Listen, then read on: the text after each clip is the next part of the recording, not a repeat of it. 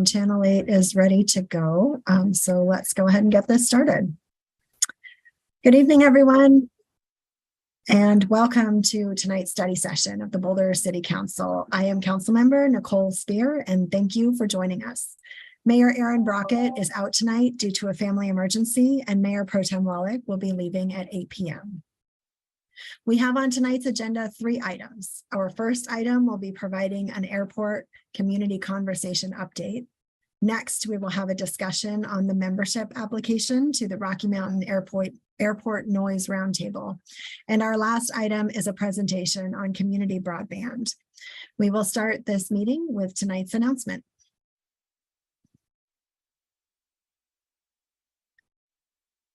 I feel like this should come with a song and dance as well, but 2023 Board and Commissions recruitment is now open. If you are looking for an opportunity to get involved, the recruitment period is now open from December 19th through January 30th, the end of this month. You can find board and commission descriptions and vacancies online at bouldercolorado.gov/boards-commissions. If you have any questions or need assistance, please contact the city clerk's office at cityclerk's office@bouldercolorado.gov or call 303-441-4222. Thank you. Before we get into our work items, I would like to outline how the meeting will be conducted. We will first review staff's presentation for each of the items, and then following the presentation for each item, we will have a time for questions. At the end of the presentation, we'll conduct our council discussion with staff. If you have any questions for staff along the way, please wait for staff to complete their presentation. The one caveat that I will offer there is when we get to our conversation about broadband, I was given permission that if we have questions about technical terms, if there is jargon or something that we're not understanding, we may ask questions about those terms, but please wait for more substantive questions until the end of the conversation. Now we will turn to our city manager, Nuria Rivera-Vandermeid, to introduce our first item. Thanks so much, council member. And I will just say that the topic of the airport has been one that has been around for a while and super excited to be talking about it, but just wanted to note, and I'll send it to our interim transportation and mobility director, Natalie Stifler, in just a moment, but wanted to lift up, John, the work that you've been doing with the airport. I know you've done a lot of conversations and had a lot of great talks with the folks in the airport and folks in community, and just, not all of that is seen in the public, and just wanted to thank you for all the work you've been doing in that regard. So with that, I'll toss it to Natalie first.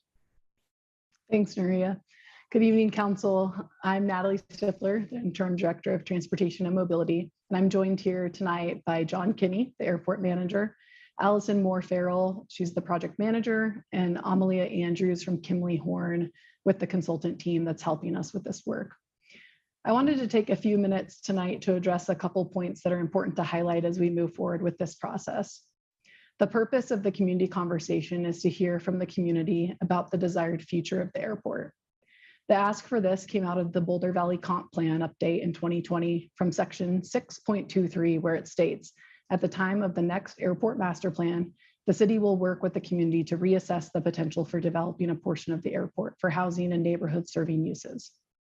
Staff's perspective on this request in the comprehensive plan was that we take a step back to hear from the community broadly, including on and off airport voices, to understand council and the community's desired future for the airport. Having this understanding prepares us to begin the FAA master plan in late 2023.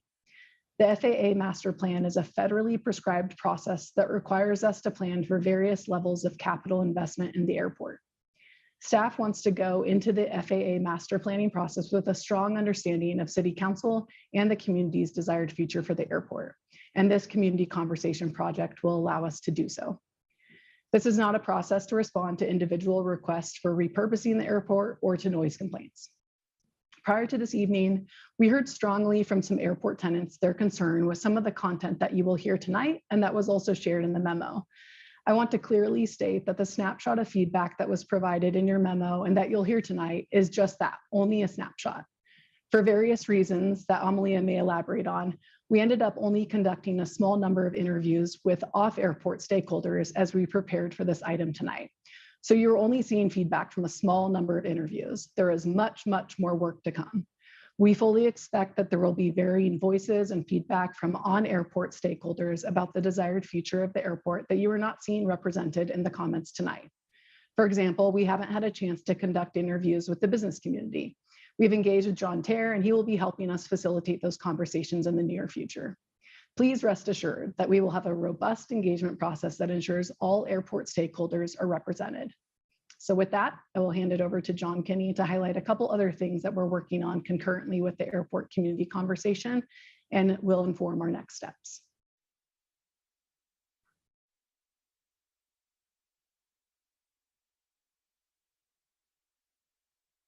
Sorry. Natalie, thank you. And good evening to the members of the City Council. As Natalie described, the community conversation is a preamble to the airport master plan, which we've accelerated from 2025 up to 2023. And it's an update to the last master plan that was conducted in 2006 and is an IOU to the FAA. The master plan's design and format will not answer all the questions of the Boulder Comprehensive Studies IOUs to the community, nor do airport master plans in general define the character of an airport complementary to its community. It's simply outside of the scope of an airport master plan's design. And conversely, the community conversation study will not address all the questions and issues of the stakeholders from on or off the airport.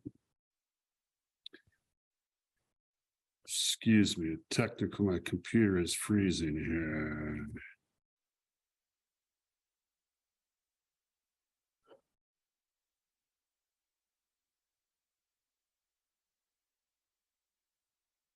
Apologize, slow connectivity or something. So conversely, the community conversation will not answer all the questions as well. But collectively, the two studies, along with a future strategic implementation plan, which mirrors an industry approach to how you operate, develop of an airport through community partnerships and consistent with City Vision's goals, will. And that collective process begins in earnest tonight with our presentation to you. The exciting news is that this time last year,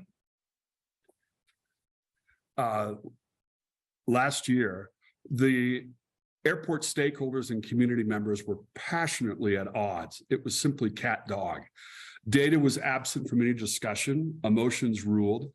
Today, solid operational and noise compliant data now exists and is beginning to drive discussions and efforts to identify problems, causes, and solutions. This information is shared widely with tenants. Issues are quickly becoming identified by the tenants, and solutions are just beginning to enter the brainstorming phase of an emerging group of tenants. This was espoused at yesterday's tenant meeting by a pace-setting group. I believe this is progress. I thanked them yesterday. I thank them again today. This, I think, is going in the right direction. Also serving as a preamble to the community conversation, staff invited 12 thought leaders from the airport tenant group to join a technical noise committee. And that took place in November. We challenged them with reviewing the data and identifying how to best fly quiet over the city of Boulder while preserving their air safety, enhancing community relations, and retaining the success of existing businesses. After 3 meetings of reviewing this new data, which is now about 6 months in its duration, they came back and said, this is complicated. But the exciting part is their narrative towards community relations started to change. And I think momentum is building by the tenants to embrace a goal of creating long-term relations. The data brought clarity. Noise issues at airports are not solved. They're simply managed. It is not an issue that has a destination. But so long as you can get both sides of the coin to the table, off airport and on airport, with attitudes of, I want to understand, but I also want to be understood by both sides, that is the secret sauce that brings success to community relations and ongoing operations of an airport. And that's what this process is trying to get us to. And I think that we've made some big progress in the last few months, but we have much more to achieve. Completing the community conversation study and the airport master plan process will provide staff with a clear understanding of the desires and vision of the Boulder Airport from city leadership and the greater community, allowing staff to design and deliver a responsive program for Boulder's bright future and allow us to make decisions on pending issues identified in the city council IP submitted to this body in October and access critical grant dollars. We're simply at step 2 of 20 with more interviews to take place. As Natalie said, that you then receive the full 360-degree picture. I'd like to introduce to the Boulder City Council now Amalia Anderson with the National Aviation Planning Consulting firm of Kimley Horn. Amalia will walk the council through the specifics of this community engagement effort. Amalia Anderson, unless Natalie, I put it back to you. We send it over to Amalia. Thank you, John. Usually people have a tough time with my first name, but my last name is actually Andrews. So we're very close. You did so good on the first name. We're almost there on the last name, John. My apologies. It's okay. I'm just about to share my screen here. I just need to be allowed to share my screen. It looks like I'm not allowed to do that.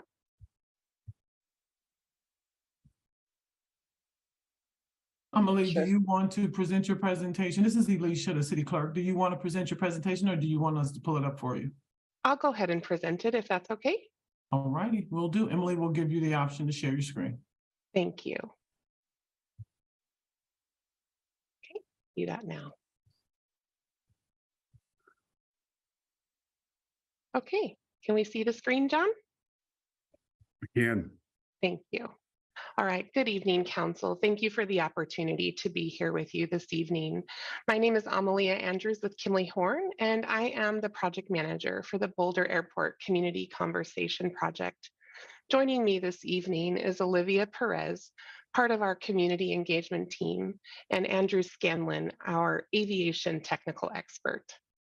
Thank you to Natalie Stifler, John Kinney, and Allison Moore Farrell from the city for also joining us this evening. We're excited to engage with the Boulder community and city staff throughout this project. During our presentation, we will review the background and goals of the project and provide an overview of the community conversation strategy. We're going to share the schedule and next steps, and then allow some time for questions at the end. Let's dive into some background on the airport and the goals of the project. The city owns the airport in partnership with the FAA, the Federal Aviation Administration. BDU is a general aviation airport that offers business, private, recreational, and emergency response and recovery services to the city and surrounding communities. It has 2 published runways and supports training flight schools and also has heavy glider operations.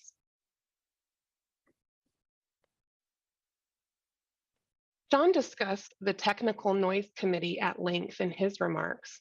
The current effort that is being carried out will provide valuable context to our community conversations.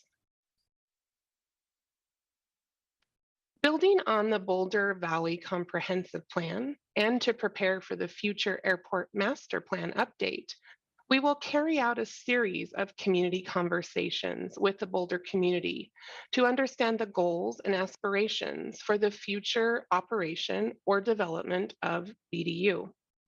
We will conduct an engagement process that includes community conversations with both on and off airport stakeholders, resulting in an alternatives analysis effort to provide a better understanding of the desired outcome of the airport. Let's review the community conversation strategy in more detail. Again, this effort is intended to provide a process to hear from both on and off airport stakeholders and the broader community about their desire for the future of the airport. Keeping in mind the goals of the project, we will conduct community conversations with stakeholders. We'll listen to understand the impacts on surrounding communities and the desires for future operations of the airport. We'll also be very mindful of the city's racial equity plan and are committed to meaningfully applying it throughout this project. We'll collaborate with the city's community connectors and internal engagement team to get feedback on our process and hear their perspectives on the issues at hand.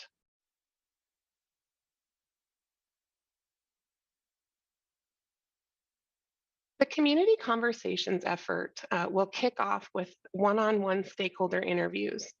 This portion of the project will allow participants an opportunity to discuss topics of primary interest and concern to them. We received participant recommendations for these one-on-one interviews from airport and city staff. During the meetings held so far, which is just a handful as previously mentioned, with several more scheduled, we've asked participants if they had additional recommendations for other participants. Keeping in mind an equitable approach, city staff has recommended names of potential participants to include traditionally underserved communities. During the initial one-on-ones that we have heard, we've heard considerable feedback so far. And again, we've just had a handful of interviews. This feedback is preliminary and we expect to hear much more feedback than this. I'll call attention to a few items we've heard so far. More noise restrictions, enhancing flight tracking software capabilities, more citizen involvement and accountability through restructured governance, creation of a citizen board with updates to City Council, availability of web-based real-time flight data, desire to remove leaded fuel from BDU, enhancing safety of runways, implementing landing fees, rules, regulations, and leasing policies, discussion of airport repurposing or alternative uses, questions about the economic benefit and cost of having an airport. We have connected with only a handful of people to date. We are still in the process of collecting community feedback from several other people. We have prepared to meet with council to discuss this process. We have also been working concurrently to get our interviewees to the table. It is our intention to speak to both on and off airport stakeholders for this effort and have made progress in scheduling times with additional participants in the coming weeks. In each of our meetings, we're asking interviewees if they have additional participant recommendations. Using information gathered in the one-on-one interviews, we will convene a community working group, or CWG, which will consist of key stakeholders. This group is scheduled to meet in February, April, and May for a total of 3 meetings. The composition of the CWG is expected to include interview participants from the one-on-ones, airport tenants, aviation community members, and underserved community members. We'll host 3 meetings to create a discourse between all impacted groups, further refine recommendations, identify the alternatives, and optimally select a preferred alternative. At this time, I really want to stress that we are very early in the process. We have not made any decisions as to who will sit on this committee or how they will be selected. The selection process is still undecided, and this is something we would appreciate council's input in as we prepare to move forward. The interviews and the CWG will help identify a range of alternatives and define the preferred alternative. In order to allow the wider community to participate in the process, we'll host 2 public open house meetings. These open houses will coincide with the CWG meetings in February and April. Using the information gathered in the community conversations, we'll develop a range of 4 alternatives. These alternatives will be mindful of community feedback, state and local requirements, FAA obligations, and emergency support services. From this range of alternatives, we'll optimally select a preferred alternative. Now that we've reviewed the goals and strategy of our project, I'll briefly go over the schedule and next steps. Excuse me. Engagement will be ongoing throughout the project. We'll also be working on developing the alternatives throughout the project as we engage with all the stakeholders and the public. We will optimally identify a preferred alternative in May or June, and will prepare to present to Council with a final report in June for review, consideration, and potential budgetary impact. This slide is a more detailed look at all of the elements of the schedule. I will leave it up for a moment for your review. This really concludes what we have prepared for Council today, and I'll just move into the next steps. So our next steps, these are really highlight the next steps. We will continue our stakeholder interviews, which I previously mentioned, and some have taken place with several more scheduled. We will then convene our CWG meetings, followed by our public open houses, all while developing a range of alternatives. These are our primary focus areas for the next couple of months, and we plan to be back to present to Council at a later date. We'll turn the time over for the remainder of our discussion for questions for Council from the Council, and I'll go ahead and pause there. Thank you. Looks like we have a number of questions, and I'm happy to just call on people if that's the best format. I can just go ahead and call on people, but thank you so Wonderful. much for your presentation. I'm wondering if we could get the slide down. Okay, sure. I'll go ahead and stop sharing. Thank you. That way it's a little bit easier to see. So Okay, thank you so thank you. much for the presentation. And Bob, do you want to go ahead with your questions? Thanks, Nicole. I appreciate that. Thanks, Amalia. Thanks for being here or virtually, and you and your colleagues. I appreciate it. First, just had a suggestion as you go through this process over the next few months, and just on some of the language you might consider using. And then I do have a couple of questions. I noticed that both you and John use the terms on airport and off airport stakeholders. My suggestion is avoid that distinction. First of all, I don't know what it means. I don't know if I'm an on or an off. I live near the end of the runway, and I've been up in an airplane before. I don't know if that makes me an on airport person or an off airport person. So let's maybe not make that distinction. It also kind of implies an adversarial relationship between the off people and the on people. So let's just maybe not. We're all part of the same community. So let's kind of move that out of our vernacular. The second is, and I know this may be foreign to somebody who doesn't live in Boulder, but we don't like to use the word citizen. We have a lot of community members who are not citizens, and we don't make a distinction between those who are technically U.S. citizens and those who are not. We're all community members, so maybe avoid that term as well. A couple of comments. Question, I have two questions, two broad questions. I saw in the memo and then on your slide presentation, this concept of I'm going to use the exact words, preferred alternative for future of the airport.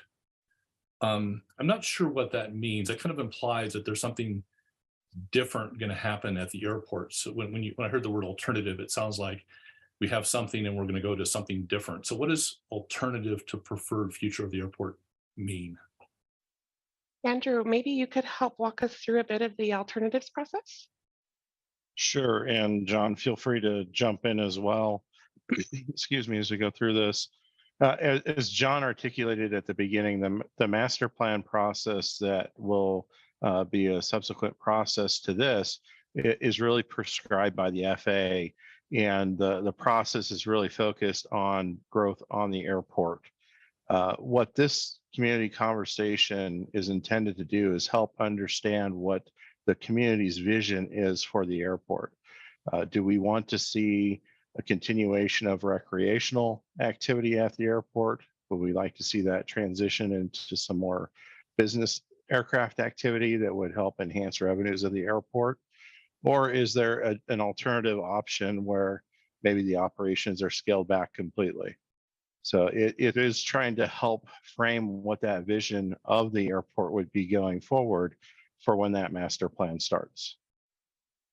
That's somewhat helpful, Andrew, but is the status quo, is that one of the alternatives or is that off the table?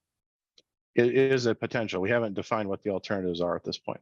Okay, so when we say alternatives, we don't mean to presuppose that we're going to do something different at the airport. It just is, we could do something different at the airport, or we could maintain the airport more or less as it is. Is that my understanding? Correct. Okay, good. That wasn't very clear from the memo. And then you did, Amelia, you did ask for us to make some recommendations.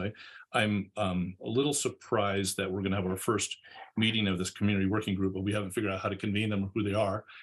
So you did solicit from us input on who those might be that you'll appoint in the next couple of weeks, I guess. So I'll give you a little bit of a list I have here on my computer. I would suggest the community working group that you convene here in the next couple of weeks include people from emergency services, which use the airport pretty extensively: wildfire, flood, rescue, air ambulance. You mentioned the business community, particularly as organized by the chamber. I think that's great. I understand that there's some interest in perhaps launching an air taxi business out of our airport, connecting to DIA and other places. So that would be certainly something to be interested in hearing. The scientific community, of course, has a pretty big presence there at the airport, and they do a lot of scientific research around weather and climate change and emissions. And I think CU even has a presence out there. So I think having the scientific community at the table would be helpful. We use the airport pretty significantly for training commercial student pilots, particularly younger people. So obviously having them at the table and their flight instructors and understanding what their needs are, including what times of day they need to fly, given the fact that some of them are transitioning from maybe a day job to another profession. I'd love to hear from people. I don't know if these are people at the working group, but I'd love to hear from people who understand the future of aviation. Maybe that's you guys as experts, but I want to hear a little bit more about what's going to happen in the next 5, 10, 15 years as this master plan unrolls, as far as distribution of items. Air taxi I mentioned. Obviously there's a phase out of leaded gas, which I think is great. I'd love to hear more about what the future of electric planes are, and I've even heard that there's some interest in self-flying planes or automatically flying planes, just as we're starting to do with cars. And then of course we have county residents who, even though the airport is technically in the city, we do have a lot of county residents who rely on the airport for those emergency services. So I want to make sure that we include the county residents, both those who may be who feel they're adversely affected by noise from the airport, but also those who depend upon the airport for their emergency services. So I think if you ask me or ask us who we thought should be at the table, and that's a partial list. I'm sure my colleagues will have other suggestions, but that's my input on who you might want to make sure to include. I'll say it differently and maybe slightly more negatively. I would be disappointed if those constituencies and those cohorts were not heard in the community working group presentation that you make in June. So that's all I have for now. Thanks. Thank you, Councilmember Yates. Thank you, Bob. And I also just got a reminder to have folks introduce themselves for people who are listening in the public, just so folks know who they are. And also, and I apologize, this was my misunderstanding.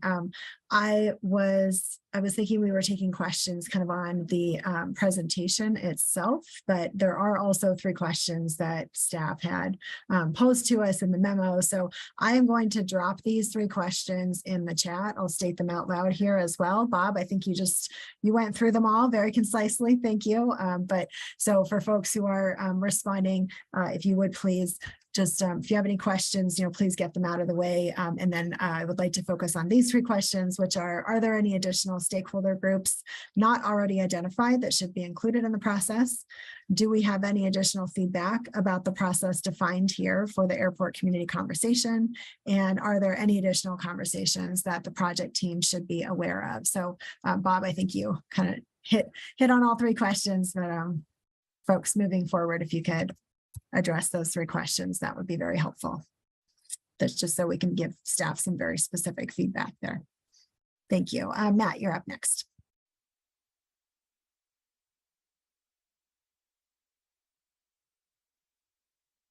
Oh, you're muted, Matt.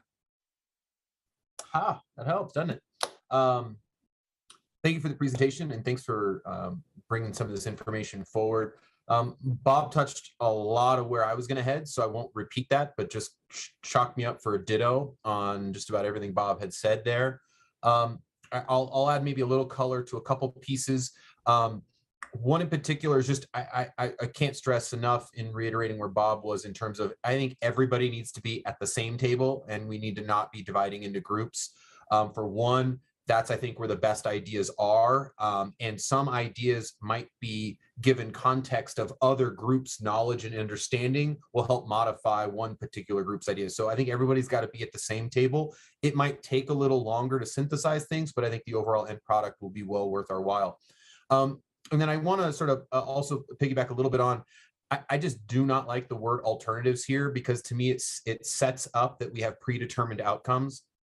And that's not really where we are. So I think talking about airport evolution or modifications, I think is a more palpable way to phrase things, because the status quo could be this, in which case alternatives seem to rule that out by the virtue of how that word is defined and used. So I think we can lay some of those semantics out a little cleaner, so everybody has a clear understanding of where we're headed and where maybe we're not headed, or what is clearly unknown in the process.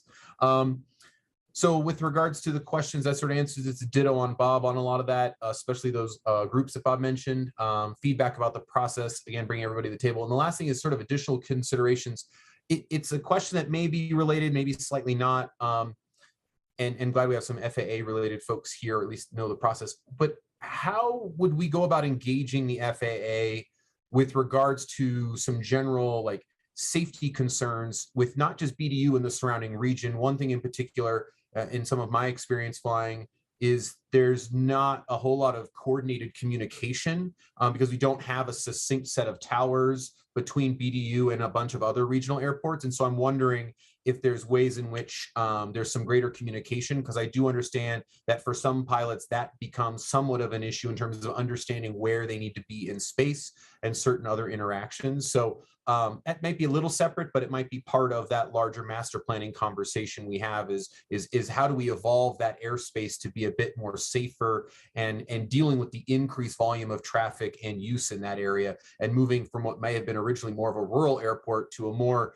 really more not metropolitan, but really a stronger municipal airport, and some of the amenities that sort of demand go along with that. So that's maybe a future question, but I just wanted to pose that certainly to John and others that are focused on those pieces as well. So that's my input. I appreciate it. Thank you.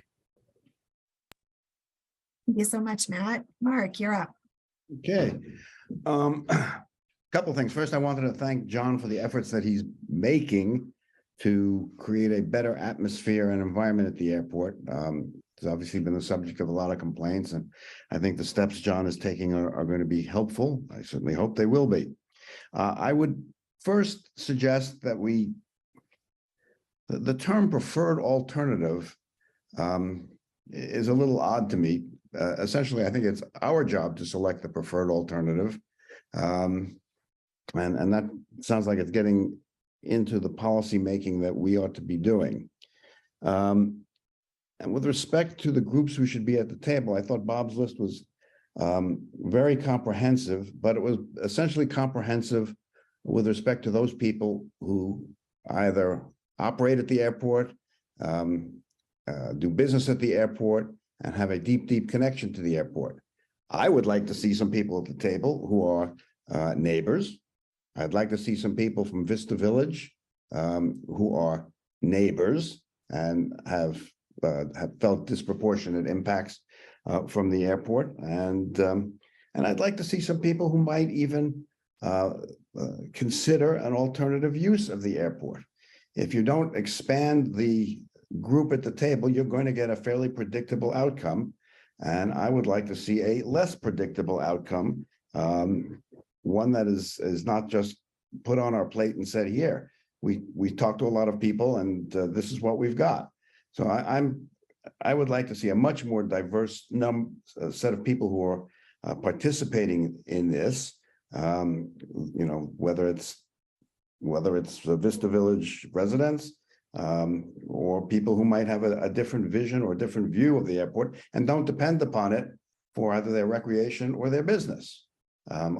Because if those are the only people at the table, you're not going to get much in the way of diversity of thought. Okay, that's what I got tonight. Thank you so much, Mark. Junie, you're up next. Thank you, Nicole. Thank you. So, thank you. I want to first thank staff for the presentation and also the memo, which was very succinct. Thank you very much for that. I do have a question, which as I was reading, I didn't felt that was inserted as part of the memo. So I was thinking again for our community, especially when we have fires, my question, if we were in need of a fire retardant plane, I had to Google that. Does it land at that airport? Because I know Bob mentioned the emergency services that as part of the use of the airport. So I just wanted to know if also that's another, that would be the airport that we would be using.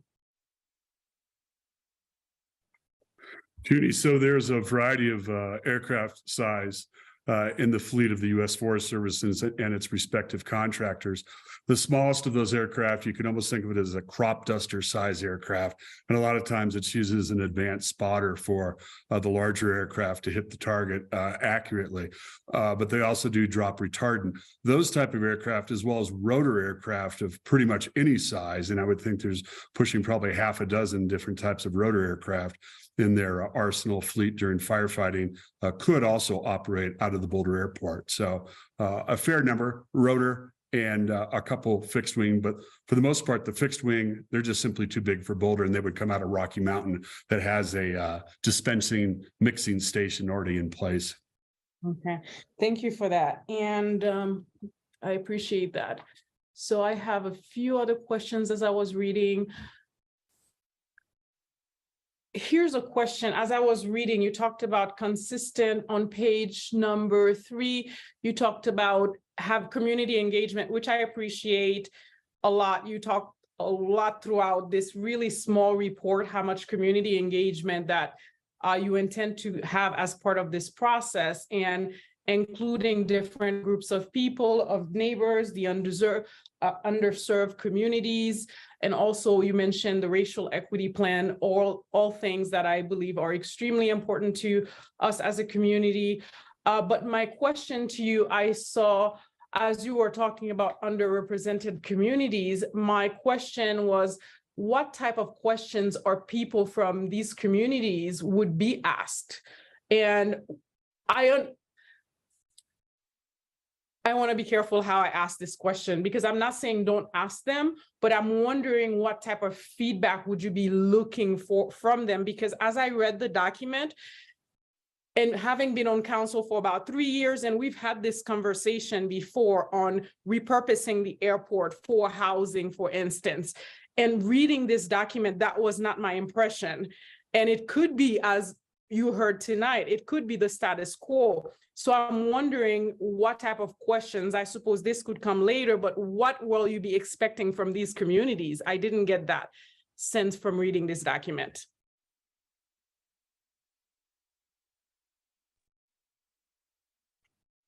Sorry, I was on the wrong button there.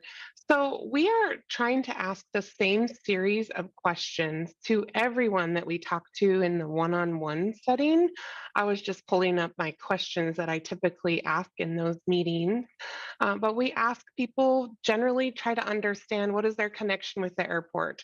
You know, are they a tenant? Do they live nearby? Whatever it may be, that's helpful for us to understand that context of their involvement. We also ask them to think broadly about things they'd like to see at the airport, whether it be same things that are happening or change. And it is a very broad question. So we like to understand, you know, if they have concerns or if they have ideas to make changes. And generally, those are the questions we're asking people.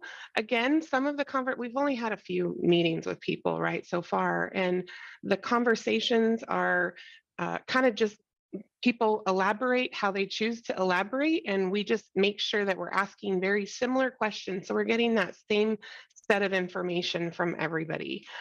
I'd be happy to provide the list of questions to council offline if that would be helpful. I don't know, Allison, did you have anything to add? Sure, yeah, Junie, thank you so much for asking that question, and thanks, Amalia.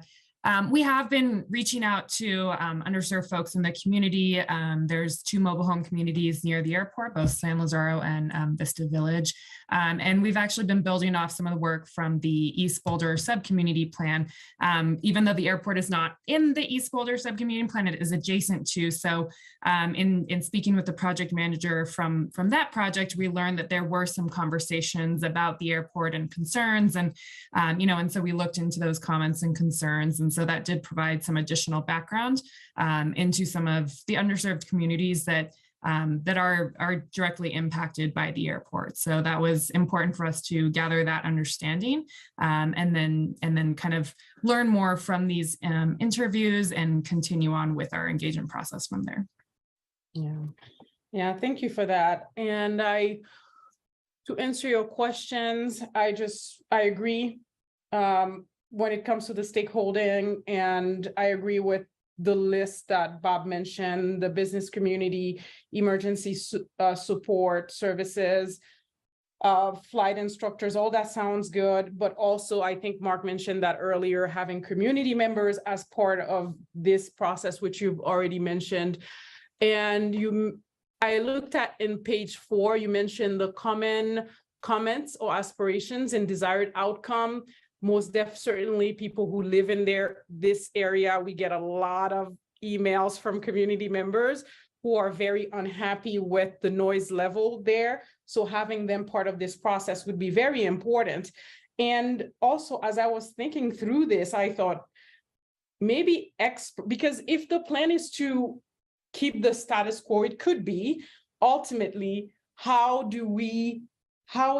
maybe having experts in noise reduction when it comes to these flight patterns, which you mentioned in the document. You talked about introduce traffic pattern modification. So again, traffic management program, having those type of people involved as part of the process as well, because ultimately we don't know which way we could go. But hopefully, as you consider this process, you engage, people from various parts of the community, but also there is a balance. I think that's another thing.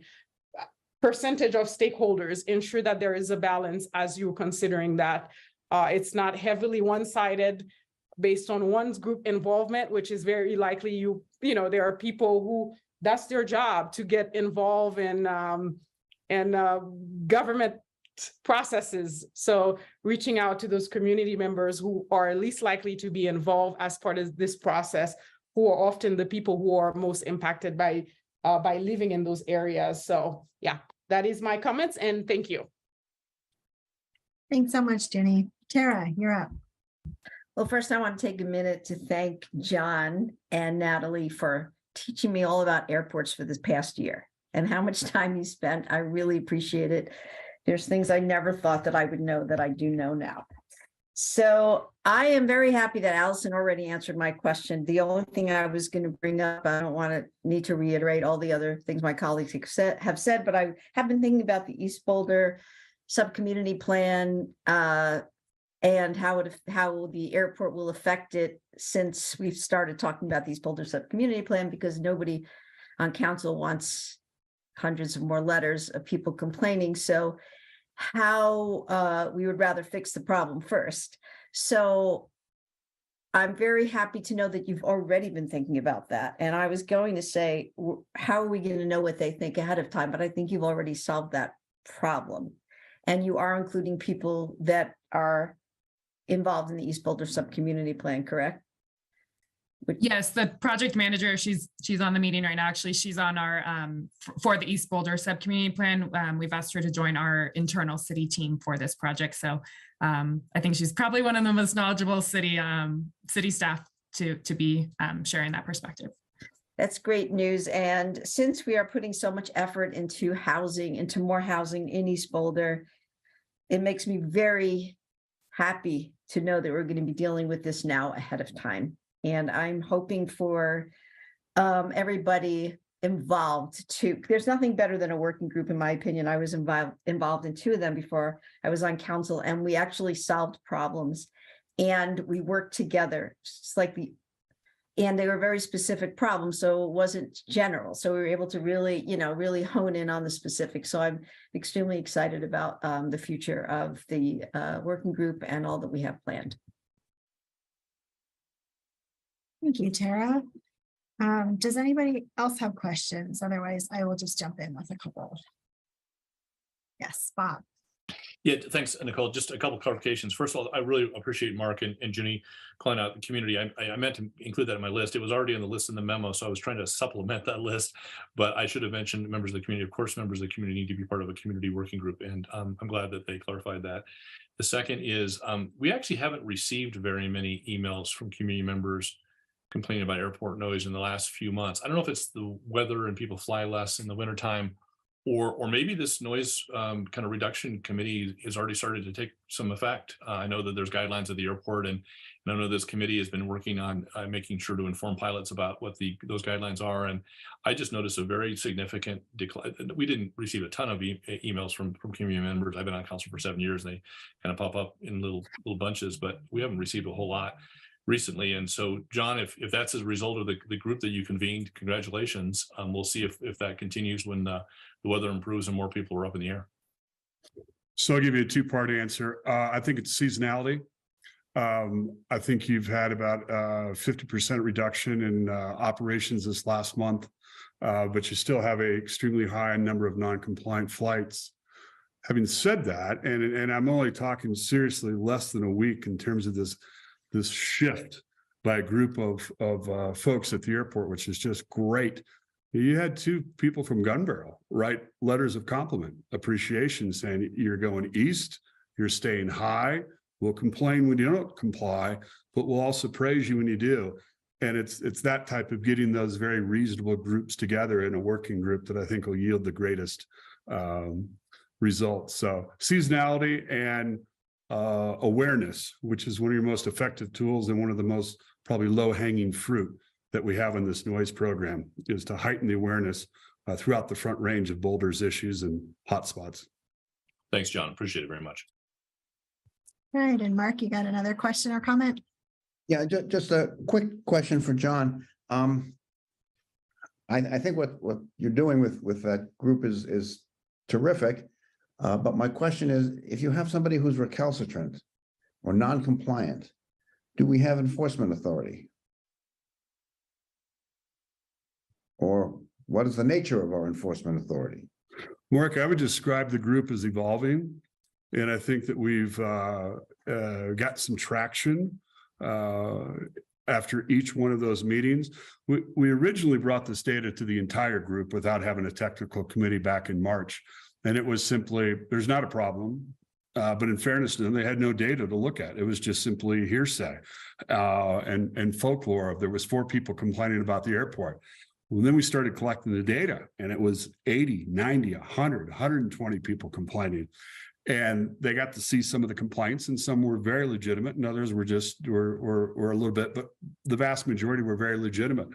And as that trend continued and folks started looking at the data, they started saying, we really probably should do something about this. And we just didn't realize it was this bad. But again, the data was not available. So now that you do have the data and you're seeing some very specific trends, and you're seeing some very specific operators or type of equipment or times of operations, you're starting to see that 12-person group probably be unified about 10 out of 2. And I think that was a 8-4 before. So you're just, the momentum is gaining, but you not everybody has the same level of awareness or participation level right now, but we hope time will fix that. And I think that this community process will help it, because it's real. It needs to be addressed. In any airport that you go to in this country that is successful, it has a very strong partnership with its community. It's a necessary component. So, No, I think that's great. If you get to 12-2, do you have any ability to enforce better practices with respect to the 2? Well, the program, the noise abatement program at the airport is 100% voluntary because the FAA does not allow us to put on those types of restrictions. What's interesting is you have a variety of airports find themselves in that situation, yet having some issues that continue and they don't have resolution to them. So there is some legislation that is emerging for a second time now, I believe out of Congressman Joe Negus's office, that is specifically saying, let's increase the ability for smaller airports to institute restrictions, operational restrictions for those folks who aren't being good neighbors. So I think the voluntary is still in place, but there's a fatigue setting in, and whether that gains momentum into legislative action yet to be seen. So that's kind of the tools in our quiver. But you're also seeing the tenants saying, we're trying as hard as we can. We need everybody to try as hard as we can, because it's not to say that the front end of the boat's going to sink and the back end's not going to sink. It's not. We're all in this boat together, and we either rise with the tide or sink with the waves. So I think time is going to be very helpful. Thanks, John. Appreciate it. All right, I'm just going to call on myself then for a few questions and comments. One of the questions I had is just about the process as we're bringing these stakeholders together, especially for some of the folks that may not have as much understanding about the functions of the airport and things like that. Is there kind of an introduction of the history of the airport, its uses and things like that as part of these conversations? As we talk to people so far, there's been quite a decent understanding. Again, just a handful of people we talked to, but they've lived in the community for a long time and have their sense of history. And so we haven't needed to have that. But that's the reason that John, Allison, Andrew, Olivia, and I are all on the call, because everybody brings a little bit different context to the conversation depending on what is needed at the time.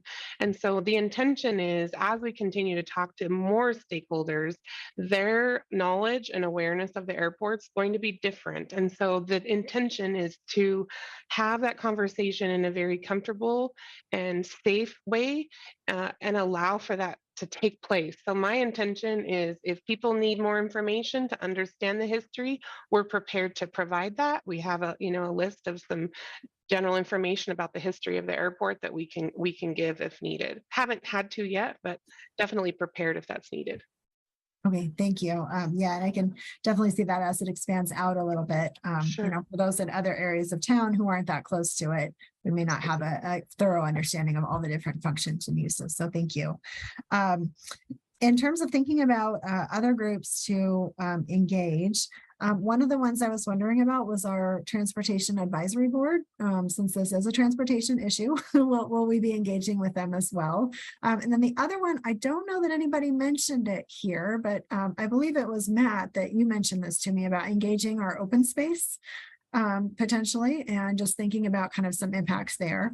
That also was leading me to one of my questions about engagement, which is really sort of a question about how do we get at understanding the impact on things like the environment that aren't necessarily represented as a person or a stakeholder organization or something that we can go to.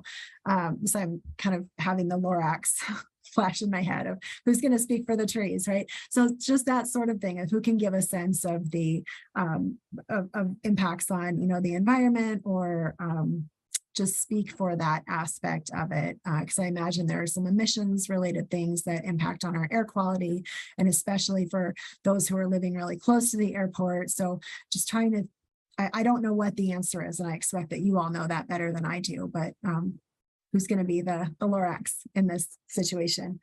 And then the other question I had around that, and Natalie and folks, please tell me if this is maybe not the right phase for this question, but I'm thinking about along those lines, how do we get at the kind of equity and social and economic and impacts, both positive and negative, of having the airport as well. Again, these are sort of, they're not necessarily at one particular group of people, but sort of broader goals that we have as a city that are not necessarily around who is engaged, but the types of information that we're getting from people or from the data that we have.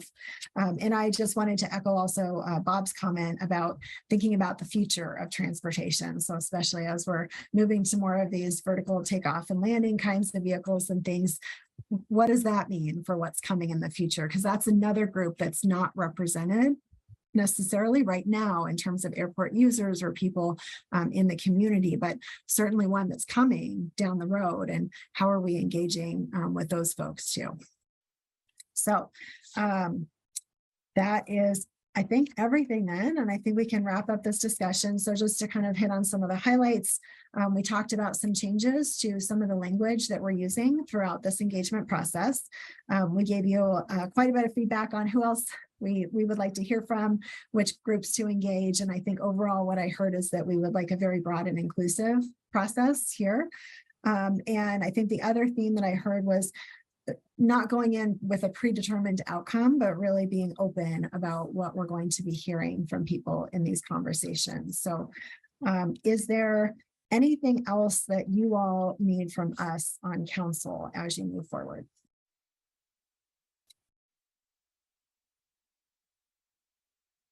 Nothing is on our list. It remains. Natalie, Allison, John? I think we're good. I think we're good. Thank you so much. Yeah, I appreciate the feedback.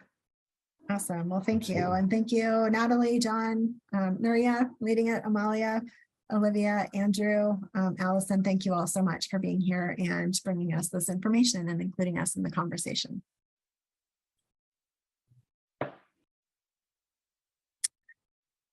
All right. So next up then, we have our discussion on the membership application to the Rocky Mountain Airport Noise Roundtable. And thank you, Councilmember Spear. And because you haven't heard enough of them, we will have Natalie and John continuing to join us in this conversation as we move forward. Natalie? Thank you. That's right. I turned off my video and then I was like, oh, right. We're still going. Okay.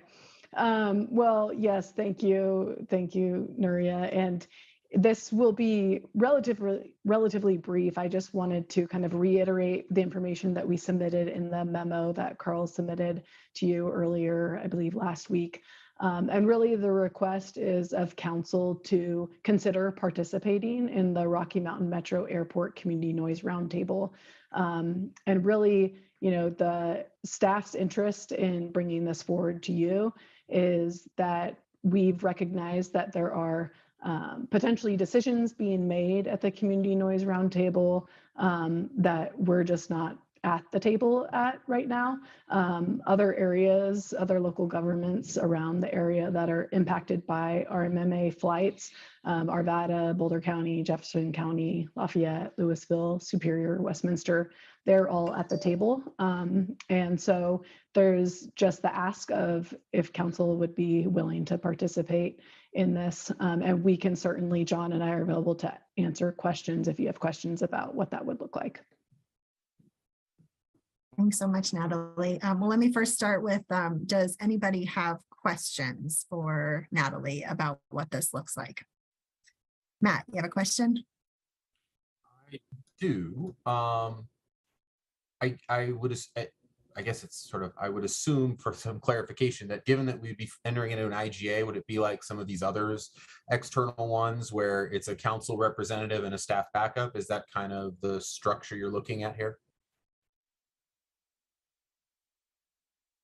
John, I know you're more familiar with kind of the structure with the other local governments. Do they have staff backing up their electeds? Yeah, thanks, Natalie. Matt, yeah, you're correct. Yes, you're correct. The attendees at the table are elected officials, and then they lean on support of staff for that role. I appreciate that. I have some comments, but I'll save that towards comment period. Thank you. Tara, questions? Is it possible for more than one council member to be on this subcommittee? Since we already have a heavy lift, but also this is in terms of subcommittees, but also I believe this is a very vital committee. I think that if you're asking if you can kind of have a backup, is that what? Yeah, I think that that is certainly welcome. I imagine that other entities are doing that as well.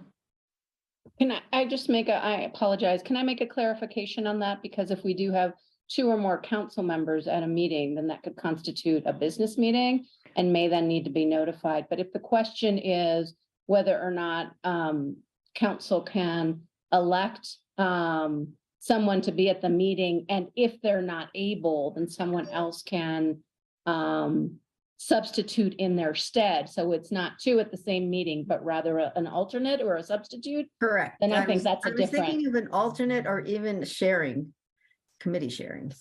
Yes, but not being there at the same time, taking turns. Copy. There. Yeah.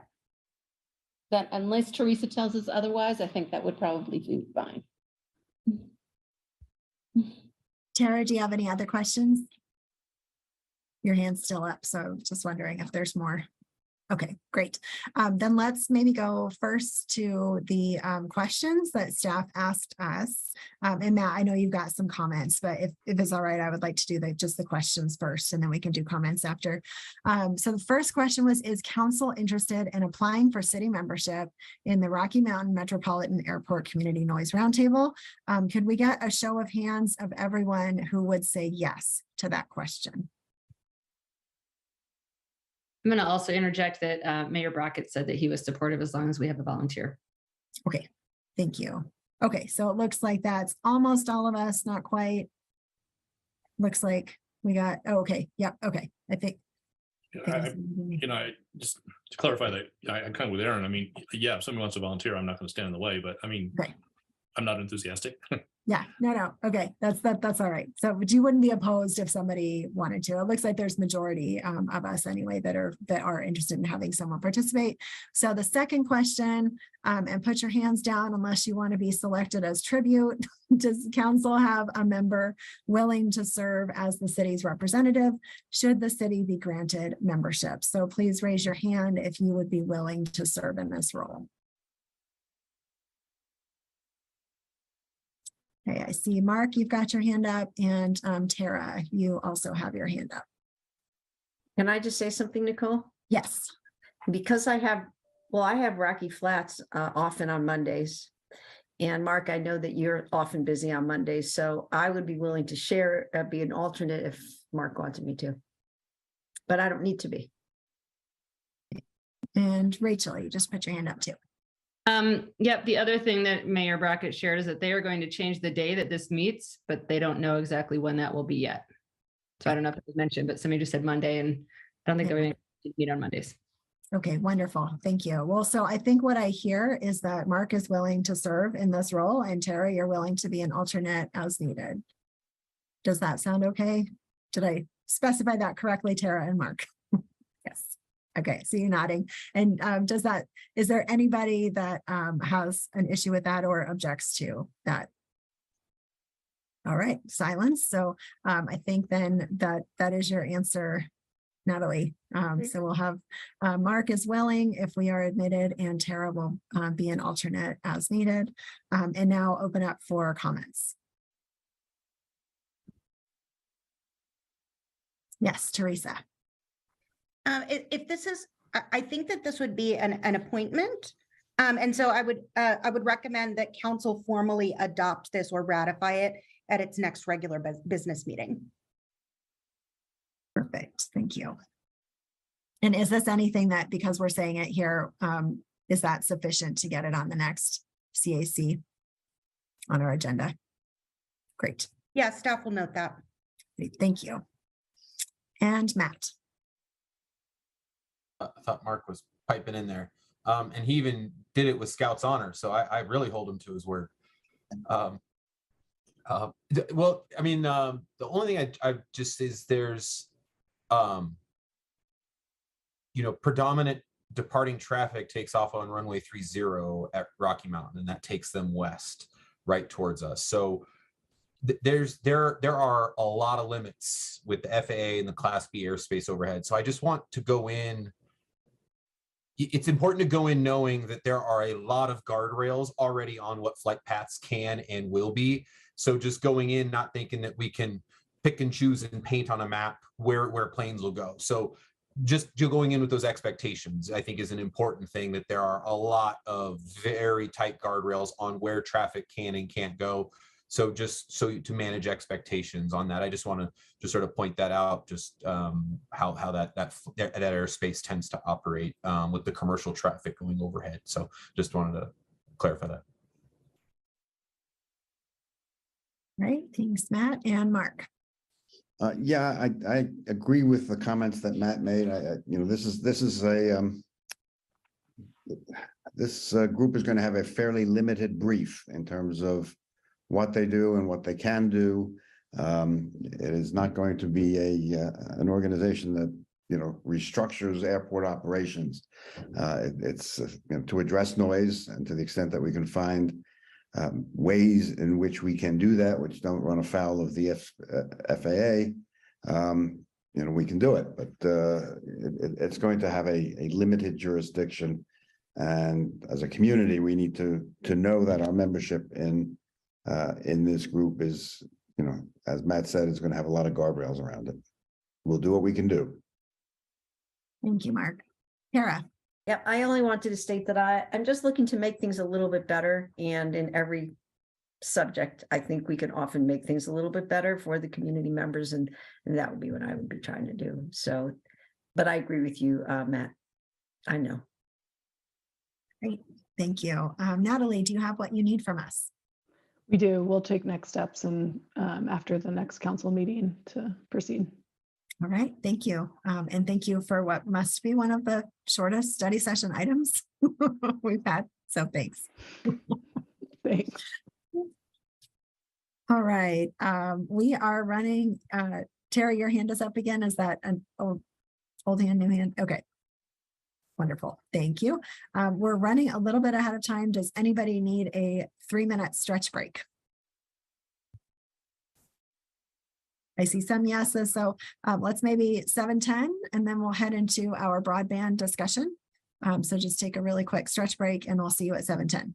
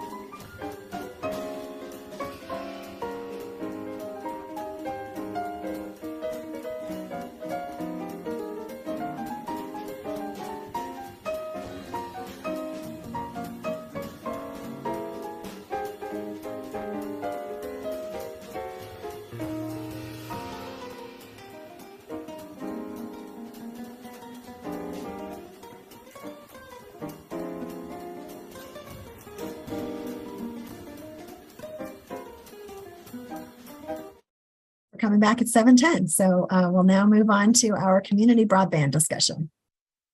Thank you so much, Councilmember Spear. And speaking of tributes, we often turn to Chris Meschek, who is our resident historian for all things that happened certainly before I arrived. And so we'll turn to Chris again to get us kicked off on the conversation, because I believe, Chris, you're one of the last team members from those 2018 efforts that started so long ago. So we'll kick it off to Chris, but know that behind Chris, our amazing team and IT will be coming forward to also share all the great work that they've been doing.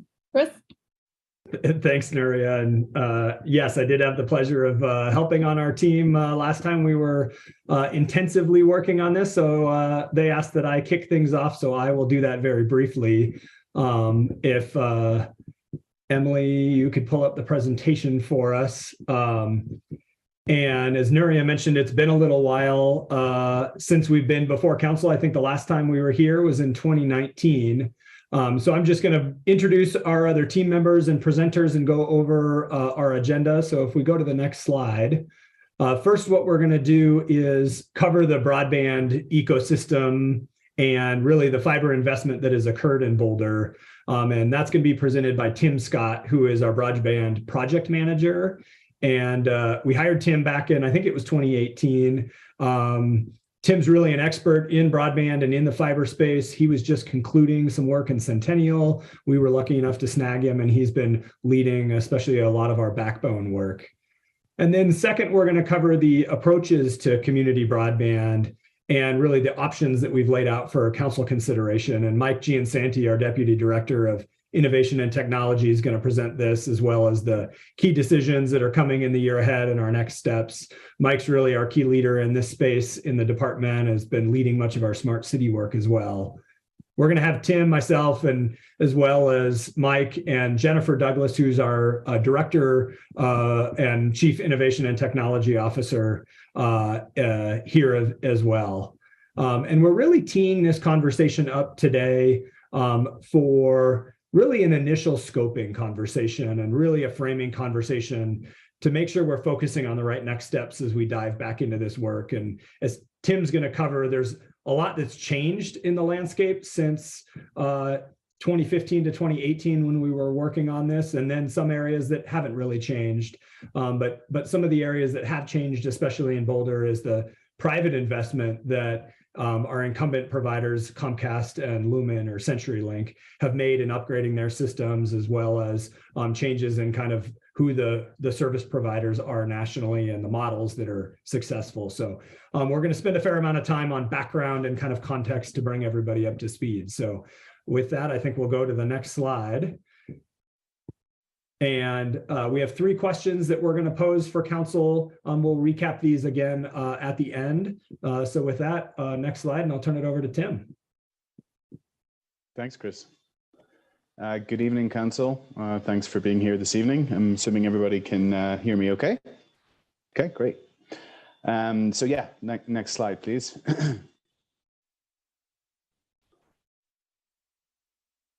So yeah, as Chris mentioned, I'm just going to sort of talk about a little bit of background and then bring everybody up to date with what's been going on with the current fiber backbone project in the city, which actually started construction in 2020. So right around, not long before COVID rolled in, but started in 2020. And I'll give a little background and perspective to that project and where it stands. So next slide, please. So what are we trying to do? And really the cornerstone of the Boulder project was to start with what we call a fiber backbone infrastructure. And I'll sort of outline why we started with the backbone itself.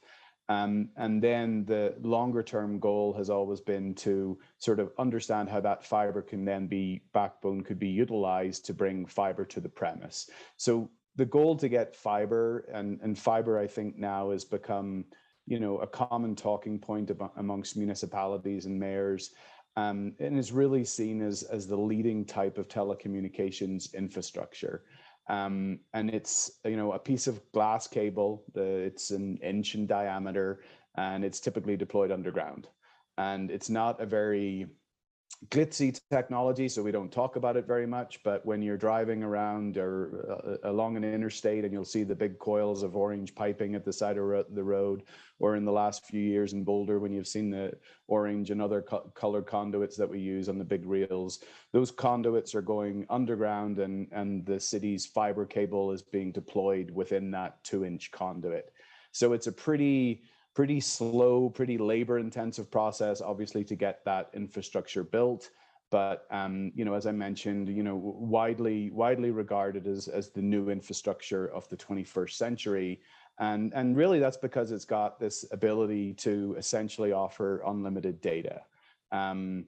So as we all know, we constantly consume more and more data, and fiber's really been the enabler to drive the capacity for us to consume multiple amount of data, whether that's at home on your computer, whether that's through your mobile phone.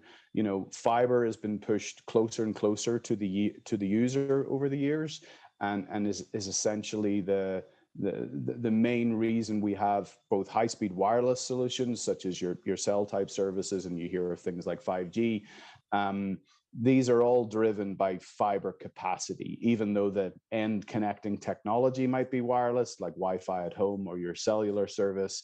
It's that pervasive growth of fiber and pushing fiber closer to the premise and closer to people that's really enabled these this immaculate sort of growth of fiber and broadband speeds that we've seen over the years.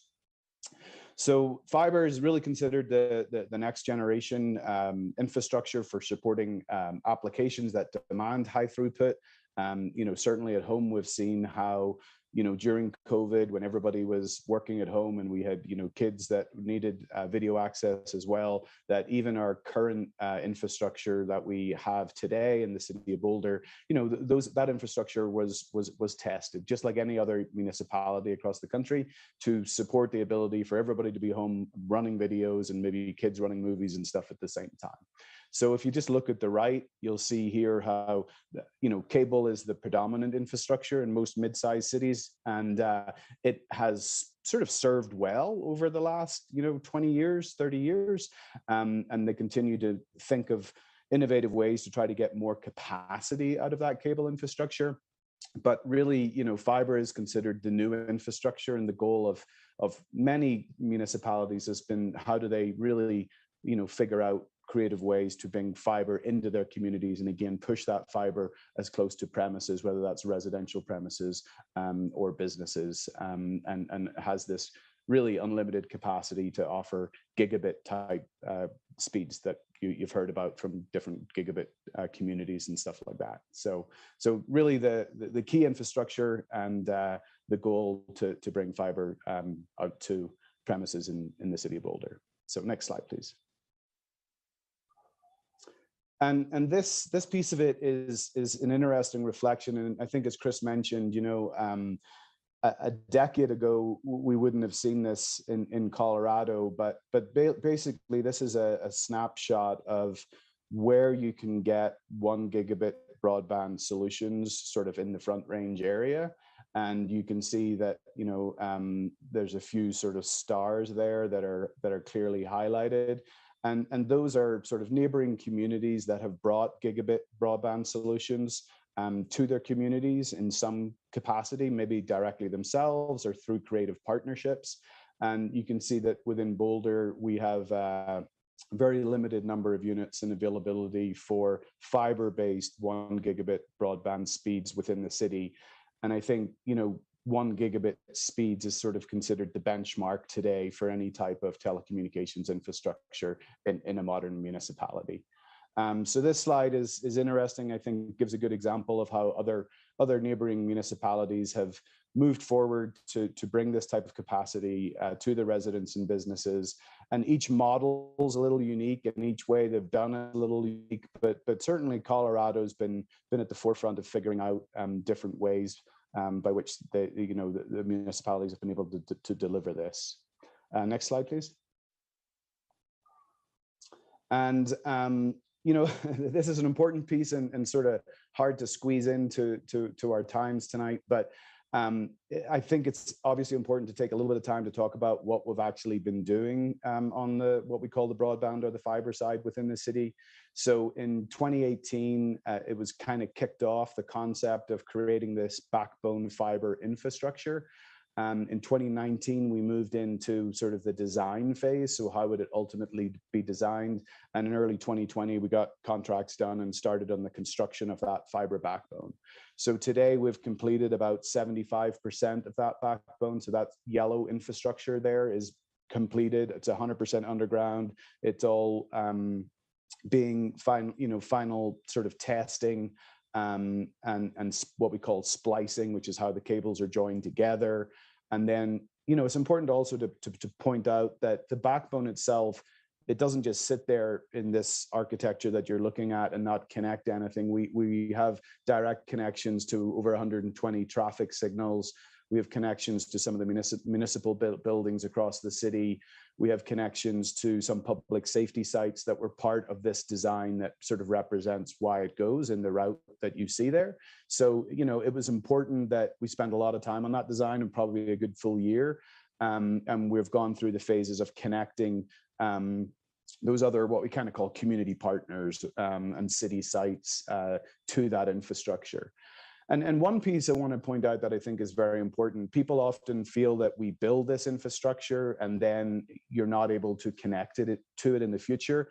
The whole purpose of building this infrastructure was to insert as many what we call splice points or connectivity points as possible, so that it's possible to expand from this backbone infrastructure in the future, whether it's to additional community sites, whether it's for some extension the city wants to do. I heard an interesting discussion previously about the airport.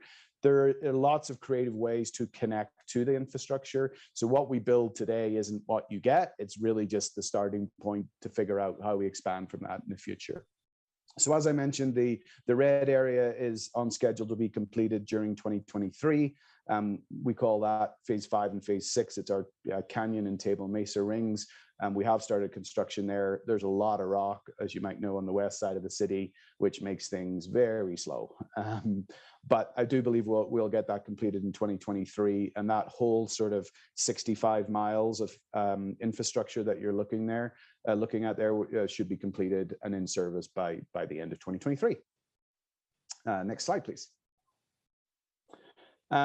So I wanted to take a little bit of a step back and use this concept of a road network as an analogy for fiber infrastructure and what we're doing in the city.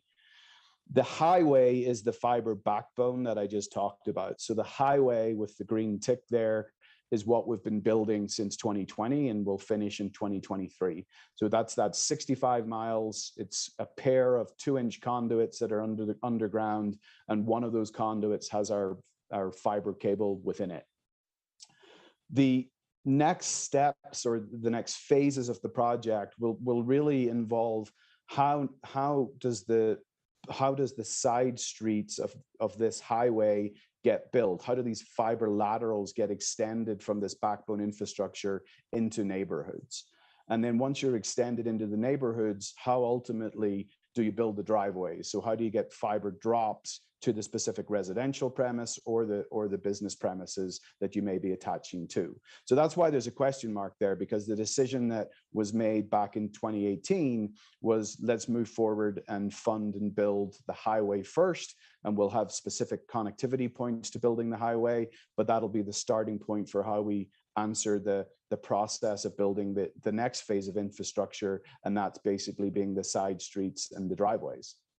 So once you construct those side streets and driveways, the real question is, okay, well, who drives the car?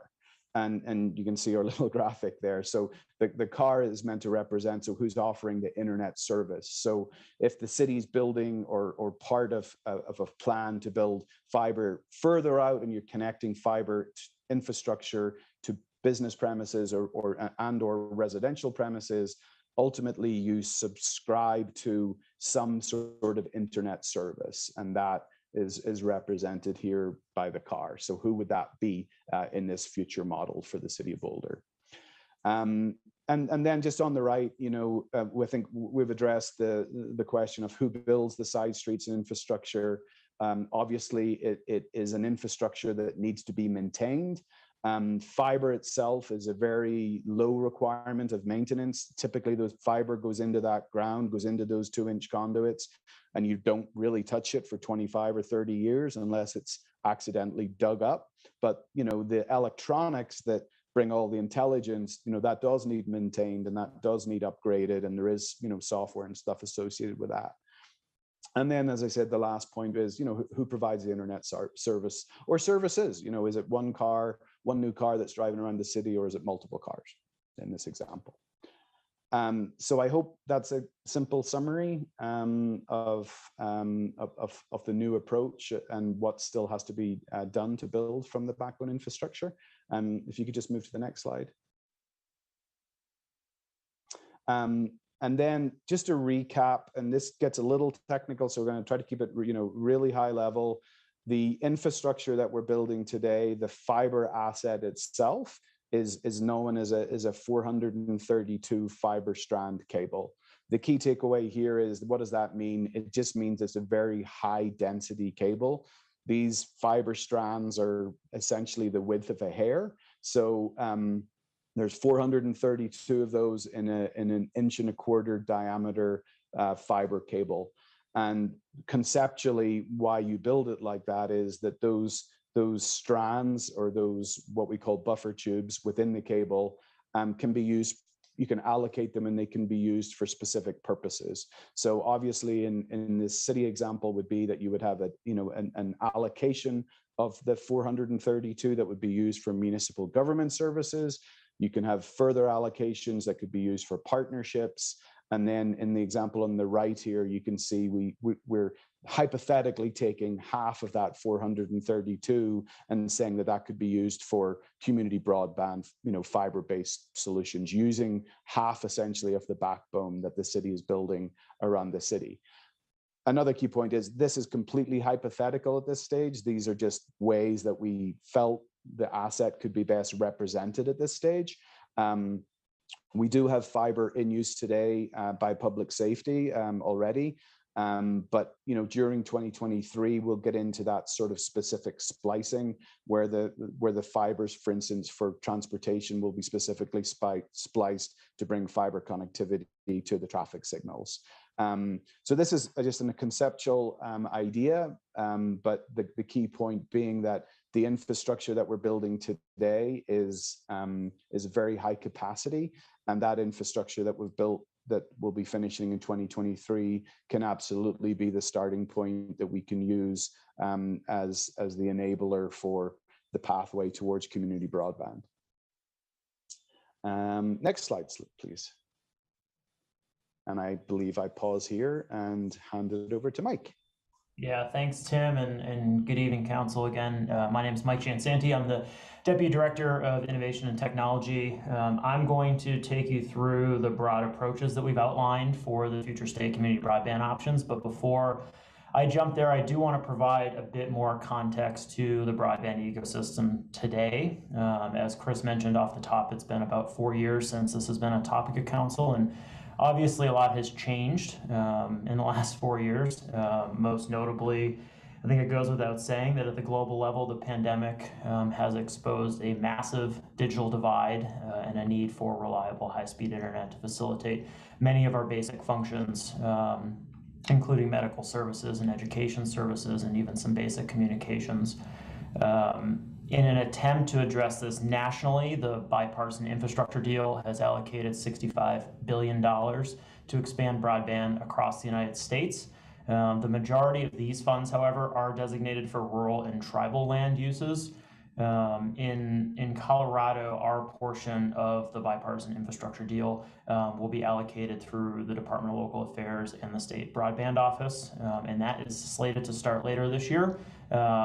At this time, we don't believe the city of Boulder will qualify for any of those funds. Again, most of them are designated for rural and tribal land uses that we just would not qualify for based on our geography.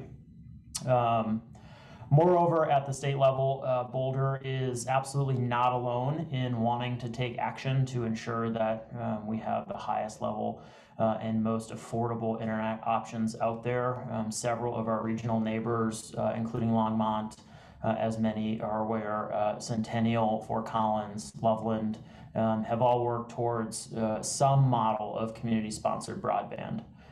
There are, in fact, 30 communities across the state today who have implemented broadband solutions at the municipal level in some form or another. Here in Boulder, since the city began construction of the fiber backbone, many of our incumbent providers, as Chris mentioned off the top, mainly Comcast and CenturyLink, have greatly improved their networks and have made substantial investments in our community here. I will note that while there has been significant investments by mainly those two providers, our competitive landscape largely remains unchanged and largely remains sort of a duopoly with those two providers being the main providers for the city. We can go to the next slide. So as I mentioned, the digital divide is obviously a huge global issue. It's also very much a local issue.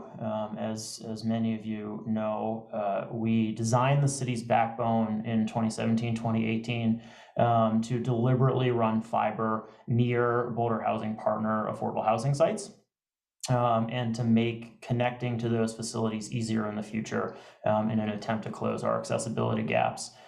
Today, we're really happy to report that since construction of the backbone began in 2018, BHP has done some really impressive work improving access to internet services through some of the private providers in town. And at this point, 100% of BHP tenants have access to services through a private provider in their unit.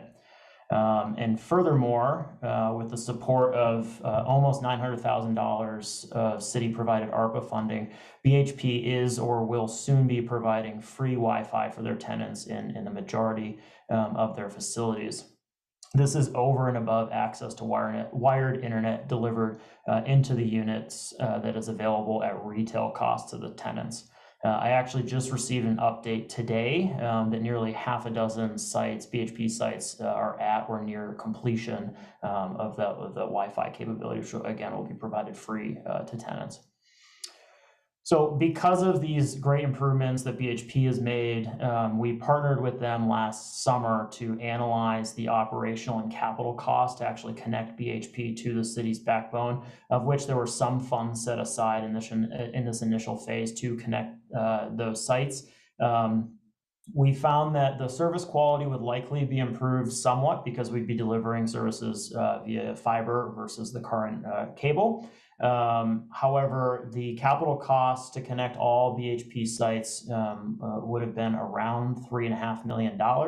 And we would have seen about an 8% increase in service cost, at least in the preliminary years.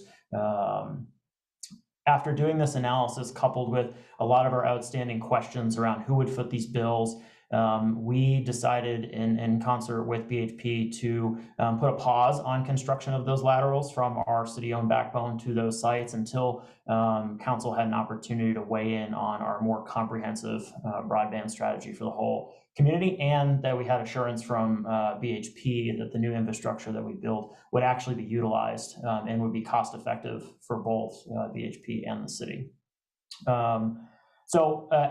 During all that, we also worked with BHP to make sure that tenants do have information about public funds that are available, largely federal funds through the FCC's connectivity program.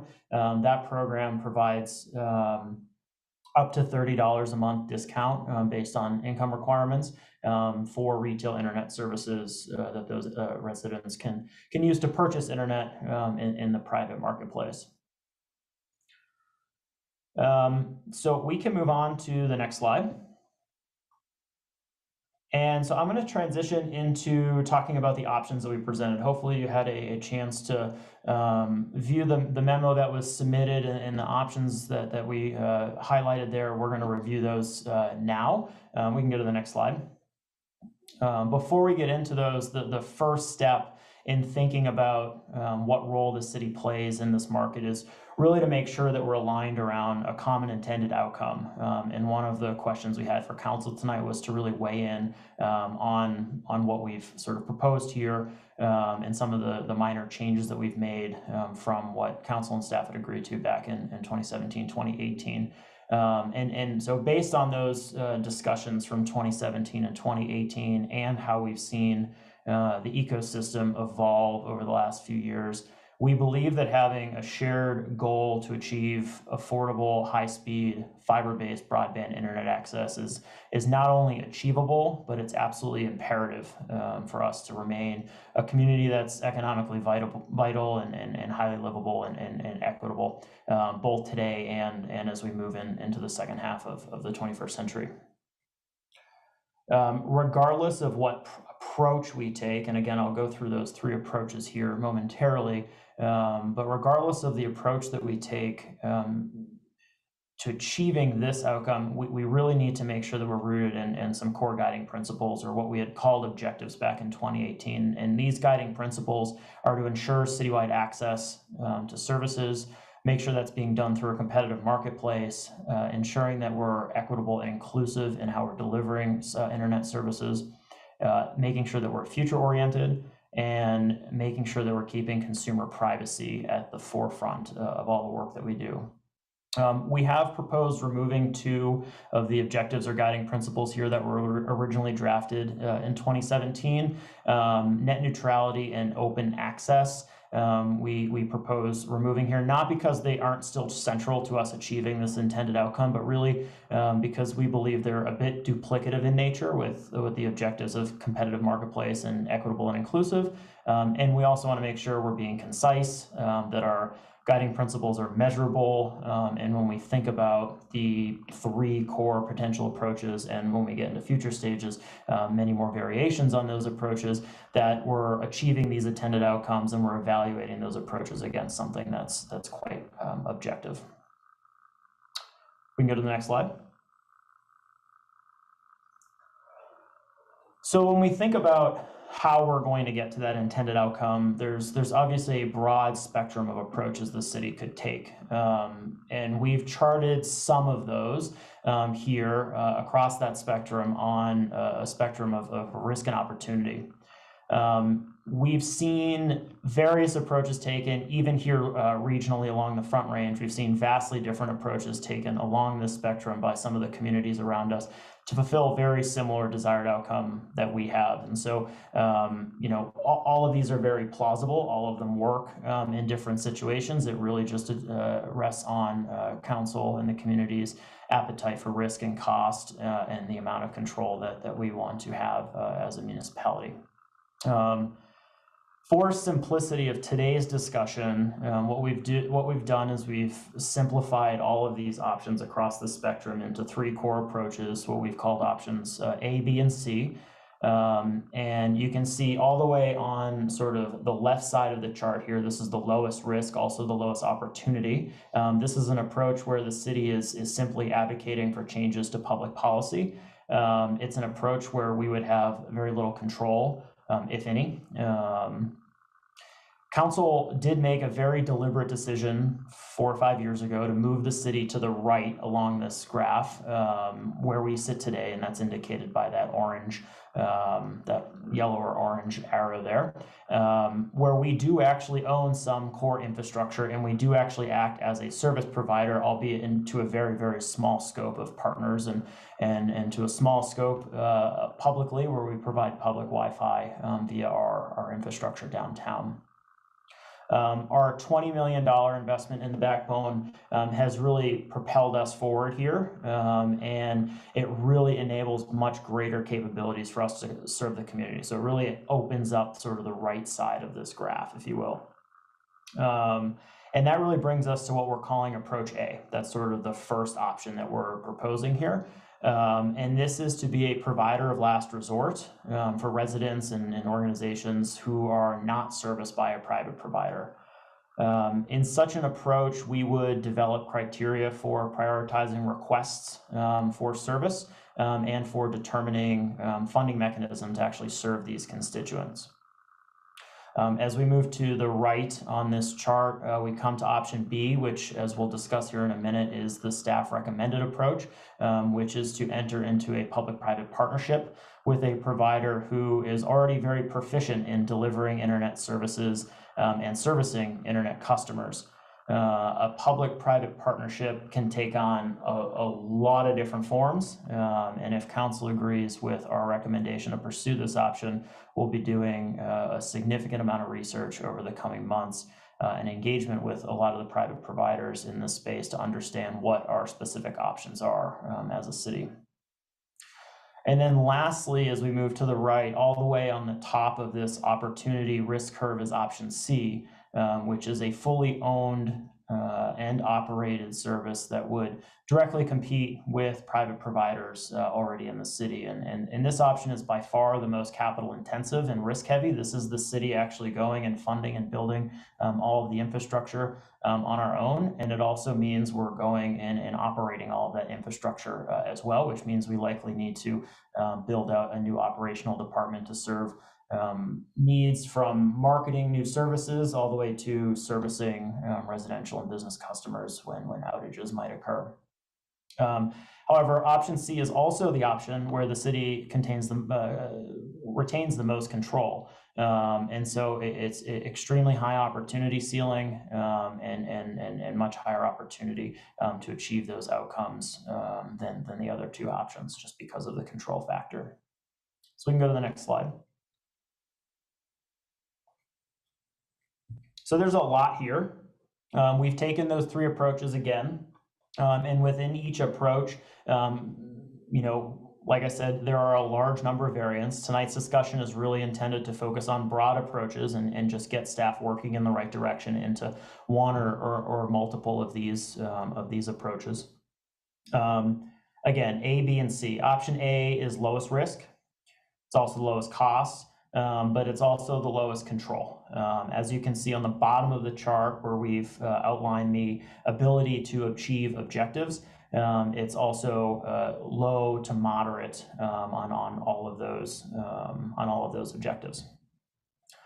Options B and C to the right here, I do want to highlight both options B and option C can include option A, and that's actually what we're recommending. We're recommending option B, which includes option A. So we would do a public-private partnership, and we would also try to retain the ability to go and serve residents and businesses that are unserved by private providers.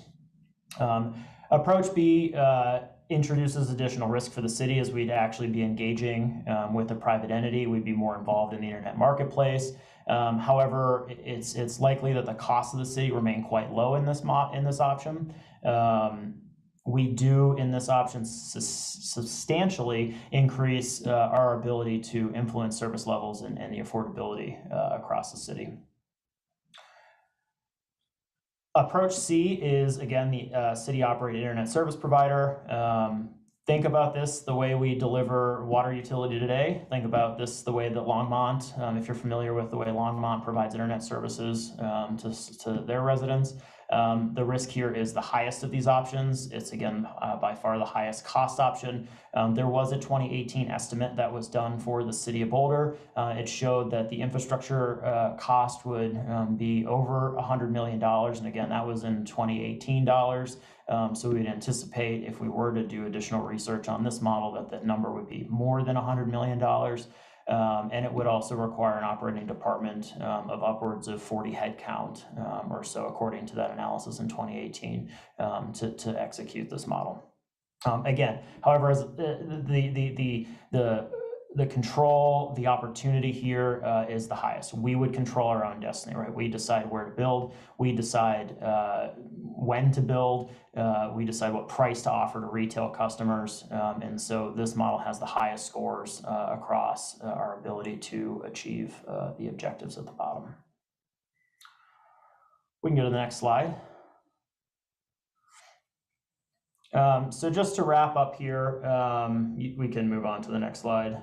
We've provided sort of a high-level notional timeline just so council has an idea of where we hope to go over the next year or so. If you do agree to pursue approach B, over the course of the next 6 months, we would be conducting some pretty deep operation model analysis, which would include looking at our funding approach, looking at governance models. We would also be engaging with providers in this space via a public procurement process, more than likely. And that's so that we can really understand what options are out there for the city. What's the appetite of providers to actually come and partner with the city and use some of the infrastructure that we've now built to help us meet some of these objectives.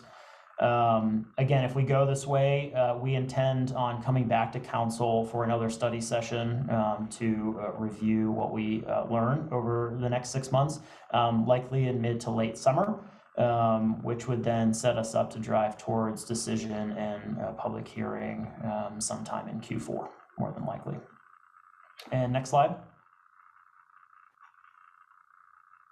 So I won't go into excruciating detail here, but I just want to make sure we come back to our next study session with the appropriate information to start driving us towards a final decision. So I would ask that in addition to our 3 questions to council tonight, that you absolutely weigh in here if there are other pieces of information that would be important to know about the selected approach or approaches that we can collect before our next study session with you.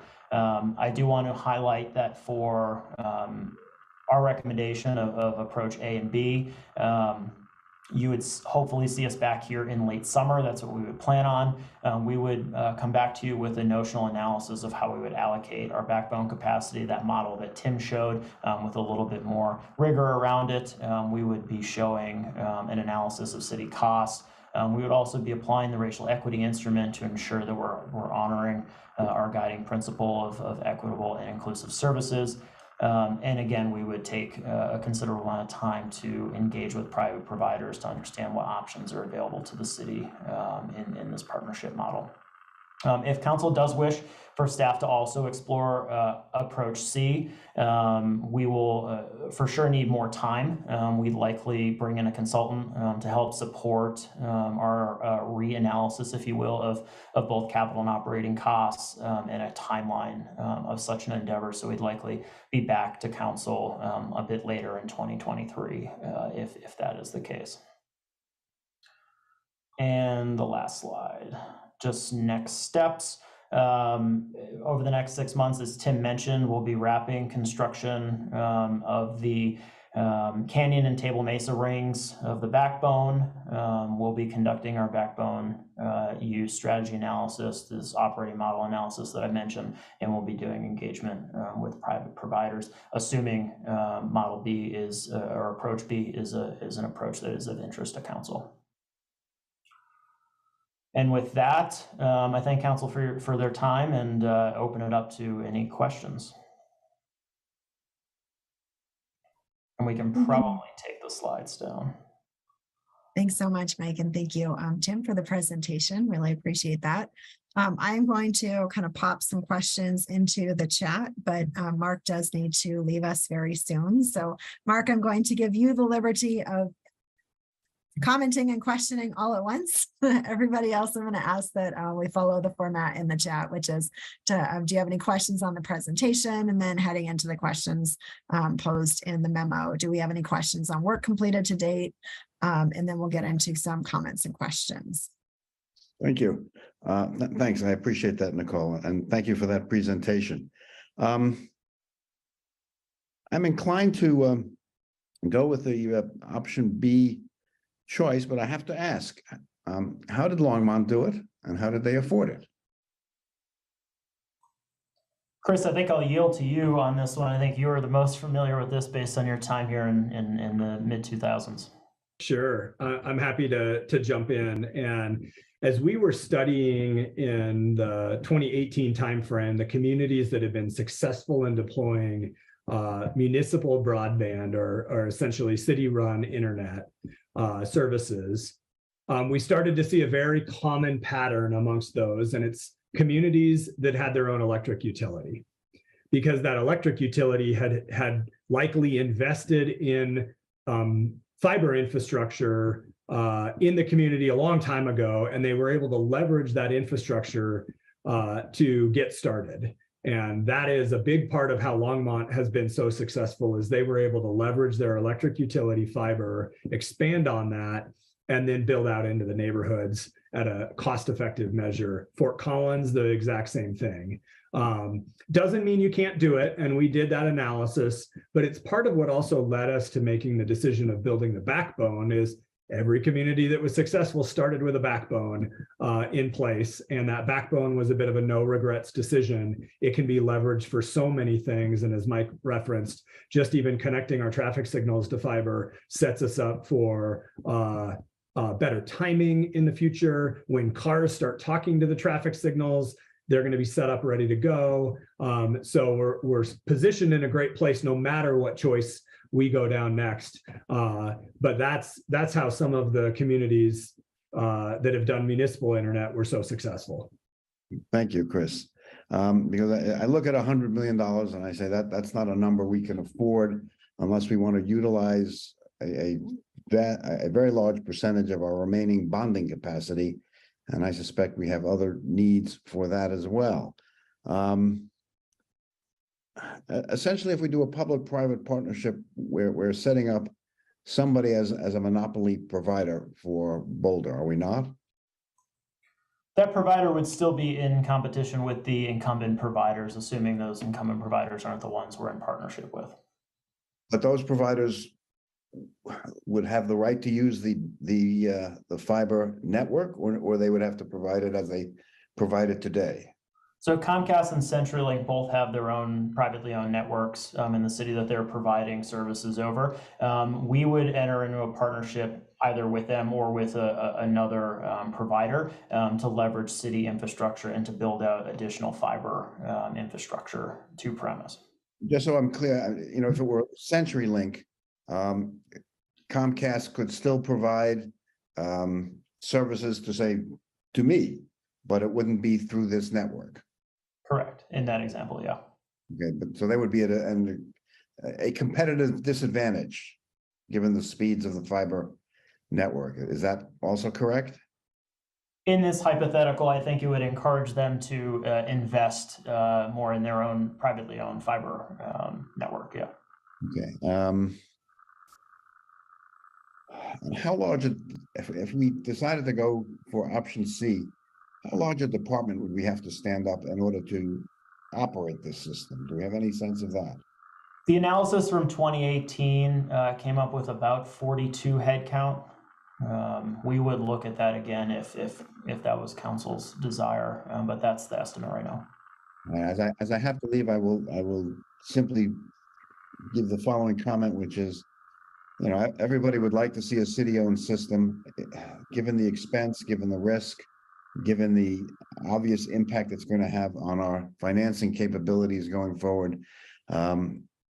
If we can get a good product through option B, I think that makes the most sense for us today. At the end of the day, we'll still have a fiber network system, and I think it would make I'd rather have someone to blame if there is a problem rather than impose that blame on our city department. Comcast, CenturyLink have a lot of people who can jump to any situation and correcting any deficiency. We don't. And if you see what happens when we have, obviously we won't have this problem with an underground system, but you can see what happens when we have large snowfalls and power goes out and the like. Larger providers can bring in people from elsewhere and repair something much faster than we would be able to do on our own. So I'm an option B advocate, and on that note, I'm going to say good night, and I apologize for having to leave early, but good night all. Thank you. Thanks so much for being here, Mark, and thanks for all your comments. All right, for everyone else, I'm going to ask that we follow the structure. First, just asking clarifying questions. So if you have clarifying questions on the presentation, now is the time to ask those.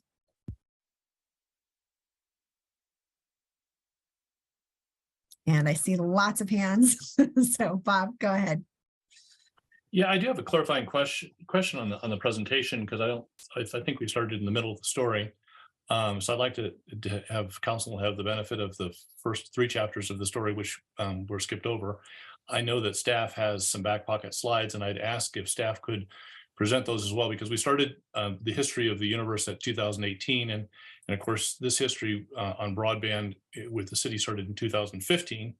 And a lot of things happened in 2015, 16, and 17, which I think could have an impact on its decision that council makes now on option A, B, or C. And so I think it would be of benefit to council, especially those who weren't here in 2015 and 16 and 17, to hear what did happen and how we did try an option B in 2016 and how that didn't go so well, because the way it was presented tonight, it sounded like, oh, let's just see if there's partners out there. And we've actually been down this path before. So could I ask if staff could go to the back pocket slides and actually present the 15, 16, and 17 history before we start talking about what to do from an 18 base? Yeah, and I would just ask staff if it's possible to keep it to like no more than 5 minutes, just so we can try to stay on target tonight. Thank you. Thanks, Nicole. And Chris, I think you're probably most poised to talk through this given your history. Yep, happy to. And as Bob referenced, yeah, there is more history here, and it actually goes back even further. There's a state law that prohibits local municipalities from engaging in the internet space, and we had to exempt ourselves from that state law. But really, the intensive effort started in 2015, 2016 with really exploring. There was a community working group. Bob, you were significantly involved in that as a council member, and we explored lots of different approaches. We had a consultant on board to really help us explore. We did an RFP for partners. We narrowed that to 3, did further analysis, and then had narrowed to 1. And I think, and Bob, correct me if I've got my history wrong here, I think it was the week of the council meeting, that provider came to us and said, I think we're out. There's a change in our business model. We're no longer going to be in this space. And so that kind of pulled us to a bit of a full stop, to step back and relook at what do we want to do here.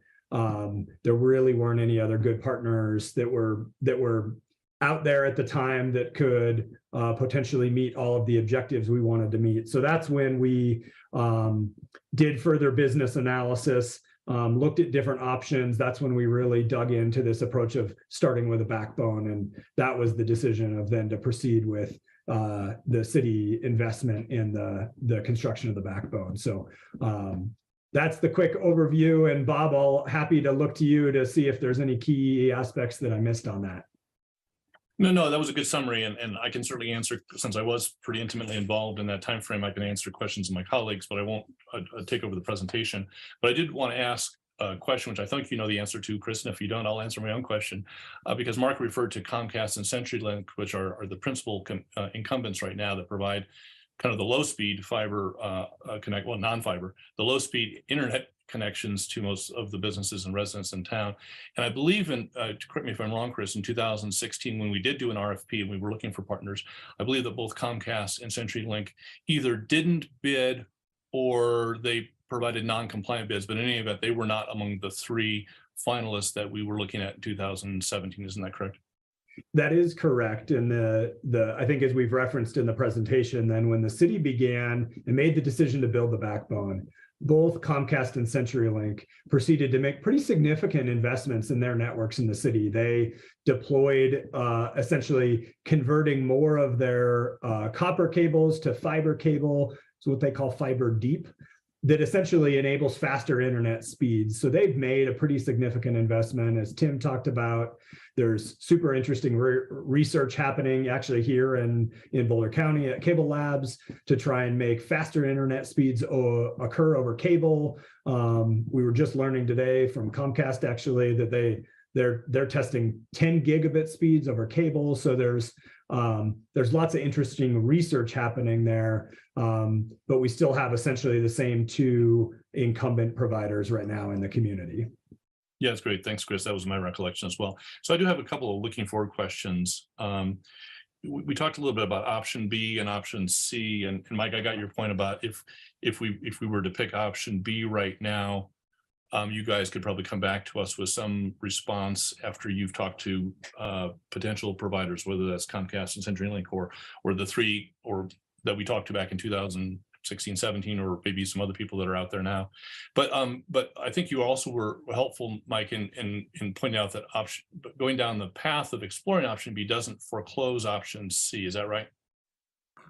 That's right. Yeah, we're really looking for direction on where to spend our time the next 6 months, right? And we think our time is best spent on option B, but it could be on option C as well. And it doesn't preclude us from coming back to that in 6 months from now if we run down this path again and find that the options to the city just aren't attractive.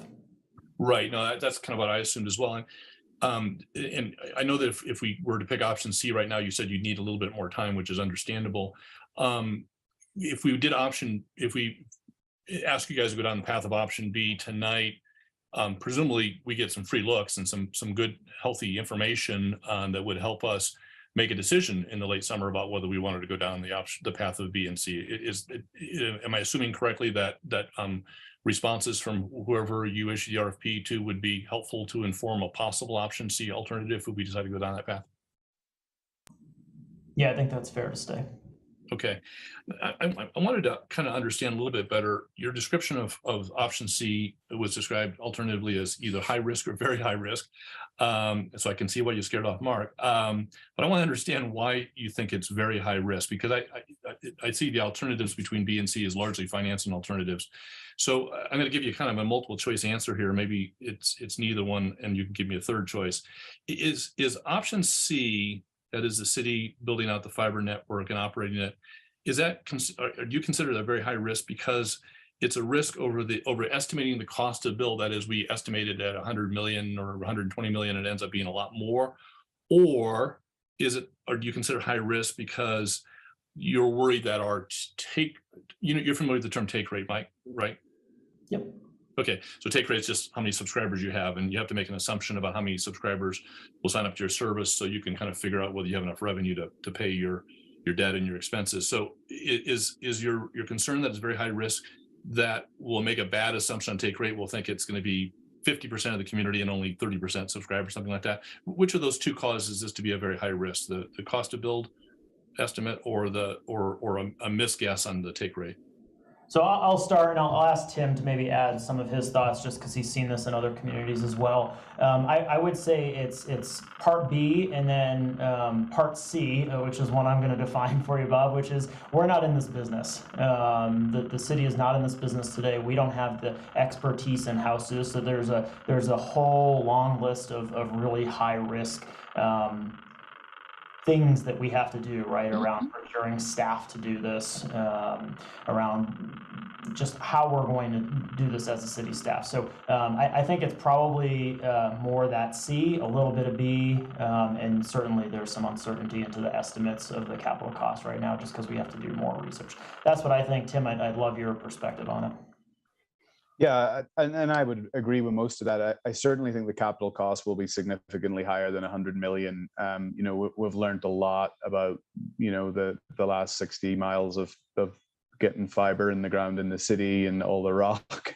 And obviously we've had a lot of, issues around materials, so it will be significantly higher than 100 million. Take rate's always a factor, and the two incumbents will obviously want to keep their market share.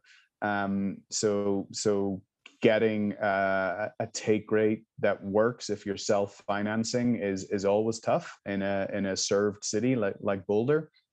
But I kind of look at the third area for me that sort of Mike was alluding to, I think as maybe the most relevant, because it's that area where through the selection of a partner, I think you're hoping to see some sort of innovation around what types of applications and services might come to the network beyond when we just think of internet today or even triple play. So really for me, I like to think of it as a platform for innovation. And if we do this correctly and we look for, you know, a P3 type partner that certainly understands the bread and butter of building a high capacity fiber network and offering high capacity internet services across the city to all connected premises, like that's absolutely, you know, awesome and be a huge win. But really then how does that new infrastructure get leveraged for the next 30 years? And how does it, you know, dovetail into, you know, smart city applications and services too? So I think ideally that's kind of where we want it to go. But obviously, yeah, the first step is building the infrastructure, getting the take rate, and having an applicable finance model that doesn't fall apart if you get 20% instead of 23% take rate. Yeah, that's helpful, guys. Is there a hybrid between B and C? Because I know you guys focused a lot in responding to my last question about the ability to actually operate the internet service provider. Is there a hybrid where between B and C where the city owns the infrastructure, finances the build out, but then brings in an operator, not to own the fiber, not to finance it, but to actually operate the ISP? So I know you mentioned a concern about the, you know, staffing up and the fact that we don't know how to run this. And I guess Longmont and Fort Collins and Loveland have figured it out, but maybe they're smarter than we are. I don't know. I don't know why we think we're dumber, but apparently we're concerned about that. Is it possible that we could bring somebody in, maybe even one of those cities, to operate the ISP for us? I can take a crack at that, Mike. I think that type of discussion can absolutely come out of conversations we have around option B. You know, I think there's lots of flavors of what that P3 partnership could look like. The issue, and just adding to what Chris said about the Longmonts, because it's you know, it's Longmont, it's Loveland, it's Fort Collins, right? Yes, they have the capacity because they have the electric utility, but they also have a different model, which is predominantly aerial because they own the poles. In Boulder, we're 100% underground because we don't own the poles, and even if we do down the road, which I know has been an ongoing discussion, you know, we don't own them everywhere across the city. So pole ownership is also a big issue. And in all those three cities, they own the poles. Right, although we can do pole attachment agreements with XL, right? I mean, there's federal requirements about pole attachment, so that's not entirely a barrier, right?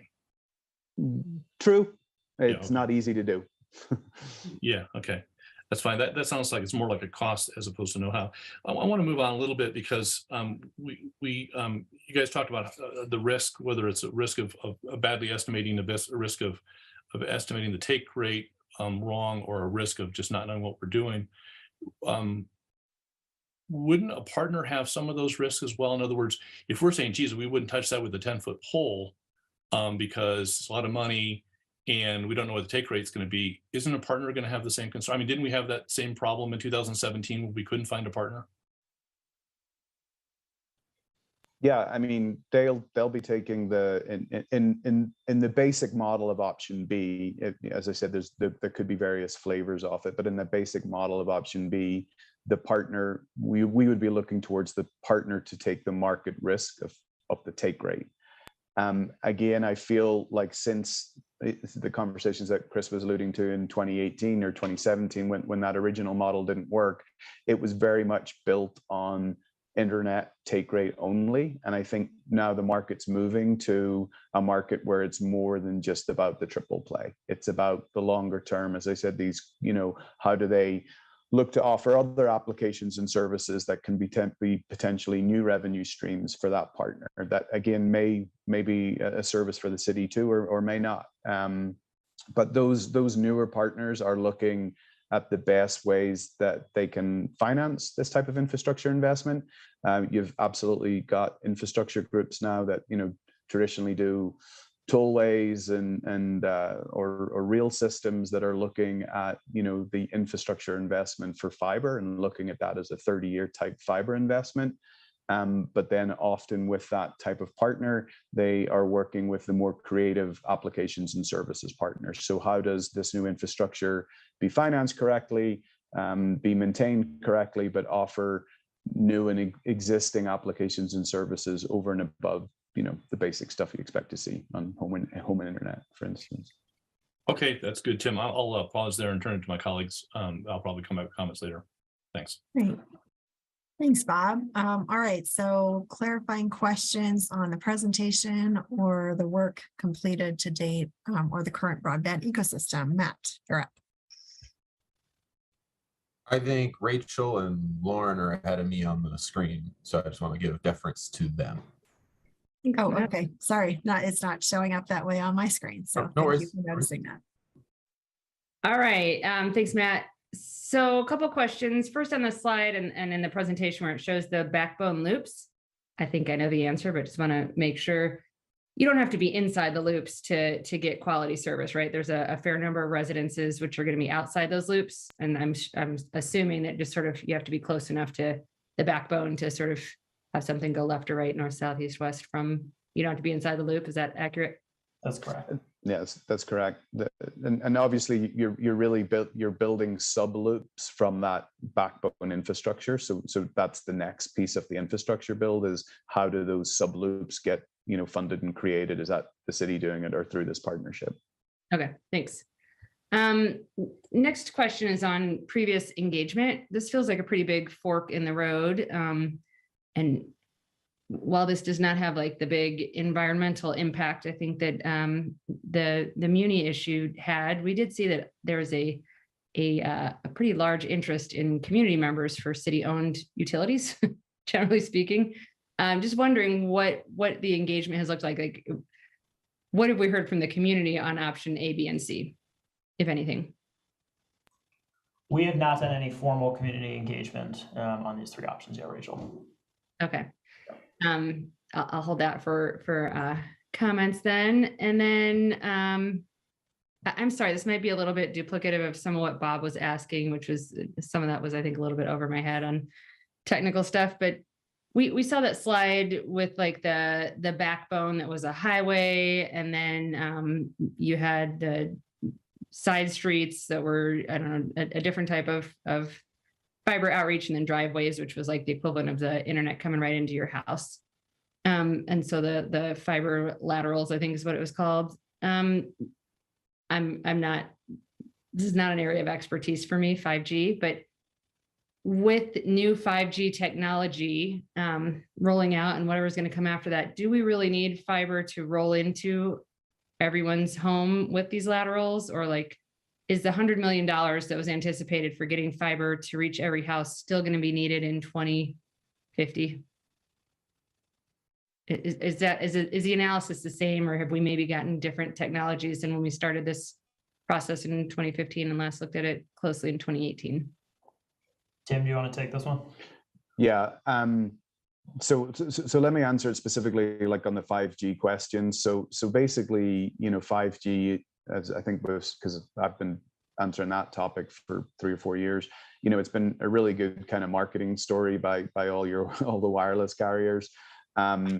It is available in certain, what we call NFL cities in certain places and stuff. And I'm sure at some point it'll be available in certain areas in Boulder. It kind of goes back to the same issue of the situation we're in, where we have sort of 2 incumbents today, and we don't really have any control or influence over where they build and what they offer. In the wireless world with the cellular carriers, it's the same thing. Like we won't be able to tell them where to offer 5G, or if they do it on Pearl Street only, then what about everybody else in the city that can't get access to 5G? So 5G is coming, it's evolving, and it is definitely a faster play for your cell phone. But it is not meant as a technology to replace home broadband, that's for sure. And really the purpose of this is, how do we get fiber deeper in our community, to businesses, to premises? And actually the fiber that the city owns, down the road, if the council ever wanted to support it, your 5G wireless technologies are reliant on that fiber to transport traffic around the city and out of the city. So ultimately the fiber asset itself, could one day support further wireless technologies such as 5G if council ever decided that was a pathway that it wanted to go on. So we don't see, thanks for that. We don't see something coming down the pike that will make it so that all you really need is a backbone, and then you won't need fiber or some sort of broadband going into each house, because that, again, layman, but I have read that like we should be able to sort of blast off of something that's nearby us. Unfortunately not. There are a couple of cities that have done creative wireless solutions. Again, not to every premise by any stretch of the imagination, but let's say they have a certain area of their city that they want to, low income or something, and they want to do some sort of high-speed wireless, and they've had fiber assets to do that. They've been able to put that together and make that work. But again, it wouldn't be a citywide strategy, and it wouldn't, you run into other issues such as, we talked about poles earlier as well. Wireless is requires high visibility, so you're talking about then new towers to host wireless equipment that has to be at certain heights or on certain roofs, and people don't want that. So it gets messy. And again, it certainly wouldn't be a citywide solution by any means. Okay, thanks. Okay. All right, thank you, Rachel. Lauren, I think you're up next. Thanks, Nicole. So when you were talking about goals, you mentioned that it was important to have really clearly defined goals. In my mind, net neutrality is something that is clearly defined, not just within the city, but as kind of an idea that is broadly accepted as clearly defined. And so I'm wondering, what would be the harm of keeping that as a goal, and why would we want to move away from that? So the FCC a few years ago made a ruling on net neutrality, and since then has basically said state and local jurisdictions don't have any ability to sort of influence the definition of that or the acceptance of that. We obviously still believe very strongly that that's a very important piece to having a free and open internet for everybody. What we've seen since that ruling from the FCC is not any sort of hiking of rates in certain parts of the internet. And so it has become less of a issue just based on the experience that we've had since that FCC ruling in 2018. And we believe that it's very well captured under competitive market. We believe it's very important. It's critical. But we believe it's captured under the competitive marketplace objective that we have, given that to be competitive in today's market, the provider likely will need to be net neutral. Okay, thank you. So just to continue clarifying that, you didn't give me a reason that we shouldn't include it, just that you feel like it's already included under the other items. That's fair. Okay, yeah. Thank you.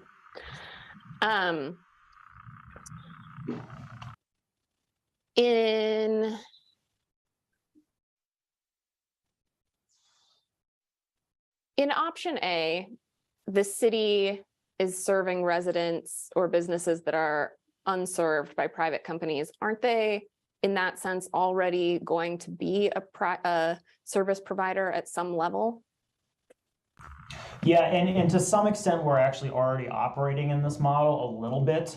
We have a couple agreements with partners of the city that are executing government services on behalf of the city that we're doing this for. They're just in areas that run near our backbone or other fiber infrastructure that we already have, assets that we have, and we're able to provide them service the same way we provide our city facilities internet service.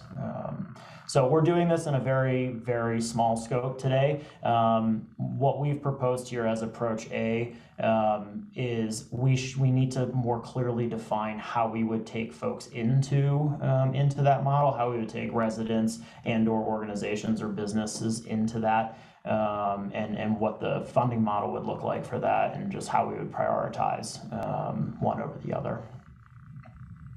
So it's sort of a small scale option or version of option C in some ways. In a way, yeah. I think very small though, just because of the fact that you could only really tactically do it from where the backbone is today. because C still requires those sub loops, all those side streets that we talked about, all those driveways, whereas option A is just maybe we're doing a connection to Boulder Rescue Facility as an example, which you could serve easily with a dedicated fiber connection, but not to like a community or a cul-de-sac of residents or something would be very different. So that's a great transition into my next question, which is sort of about the proportionality of costs. So how, like, really ballpark, what do we think the costs are of the backbone versus the laterals and drops versus providing the internet service? Like, as a proportion of the total cost, is the backbone 10% and laterals are 80%, and like what does that look like?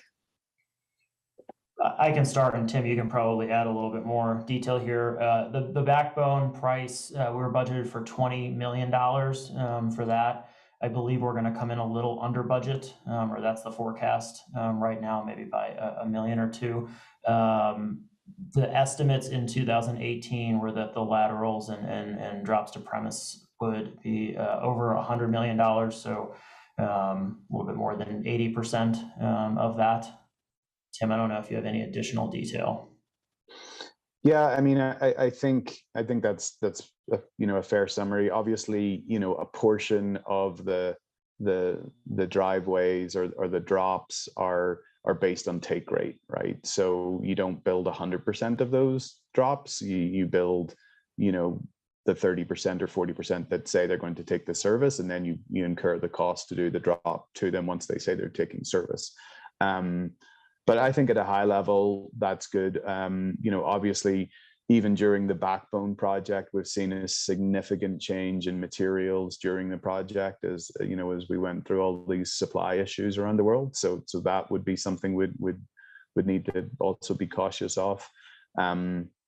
And then I think the other factor is just that fiber construction or infrastructure construction just for the next 5 to 10 years, especially in Colorado, is a very busy activity space, and a lot of contractors are just booked. They're just booked on other builds and other projects. So it's a very competitive space, and with all that federal funding coming, that's going to like that for the next 5 to 10 years.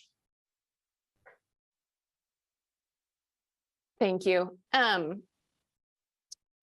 With those laterals and drops in option B, who ultimately owns them? And, sort of what are, if we weren't happy with the provider that we initially start working with, what is our recourse? How would we be able to go about potentially swapping, or, is that a possibility? And what would that entail? Yeah, I can start, Mike. I mean, that's a great question. And really that sort of gets the details of what potential partnership could look like. I feel that, within any type of partnership, you would have certain expected service levels where you would want the opportunity to look to regain that infrastructure. But to answer your question, I think the simplest way to think of who actually pays and owns the rest of the infrastructure, so the side streets and the driveways that we're talking about, or the drops, the simplest way to think about it would be that the partner that we would select would be making that capital investment to build that portion of the infrastructure. And obviously that means they own that infrastructure. But then the question would really become, so in the details of the partnership, what happens if they don't perform? Do we have an option to buy it back? Do we have an option to take ownership of it? And we don't know at this stage, but those are conversations that I've been involved with in other initiatives, which have been similar to that. In some cases, the infrastructure will remain there, and they leave town, and it's just a stranded asset that's underground. But obviously, yeah, that would take some thought, I think, at the partnership stage. Thank you. Thanks, Lauren. And I apologize, Matt and Junie, my panelist list seems to be a little bit wonky, so I just want to check with you too. Not sure which of you is supposed to be next. Doesn't matter to me. Go for it, Junie. I'll back clean up. Thank you, Matt.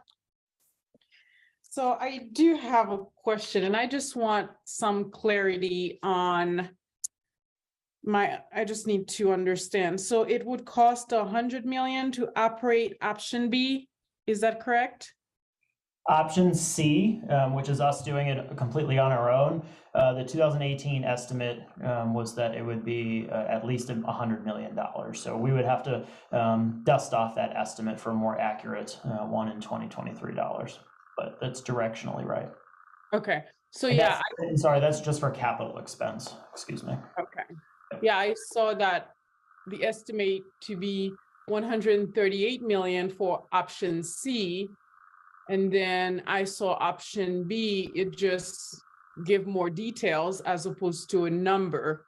But okay, that's fine. My question to you is, will there be cost recuperation with the various partners? Because I was looking at give me a second, I'm looking at the memo, and it talks about the different partners, right? There is the in the pie chart, there's the community, there is the purple, which is city services, and then in the blue shades, there is RTD, CU, and then there is maybe BHP with affordable housing. So I'm trying to understand, will there be some cost recuperation as part of that process? Yeah, that's a good question. And I just want to be really, really clear on sort of our costs across the two options, B and C. C is the one that you noted, Junie. It's north of $100 million is the 2018 estimate. In option B, our expectation is that the private partner would take on the bulk of the capital costs. And so the city capital cost would be closer to zero on that scale. So I just want to make sure that was really clear. To your question on how we would recoup costs, certainly we don't have specific answers to how we would do that today, but certainly that would be something we could explore. The notional chart that you saw in the presentation that kind of outlines how we would use some of the fiber backbone capacity for city services and partnerships and then community broadband. Those are completely notional in nature and not anything that's been etched in stone, but certainly if we were to enter into some sort of agreement with RTD or CU or another organization that had use for our fiber, we would certainly talk about with them how that funding model would look.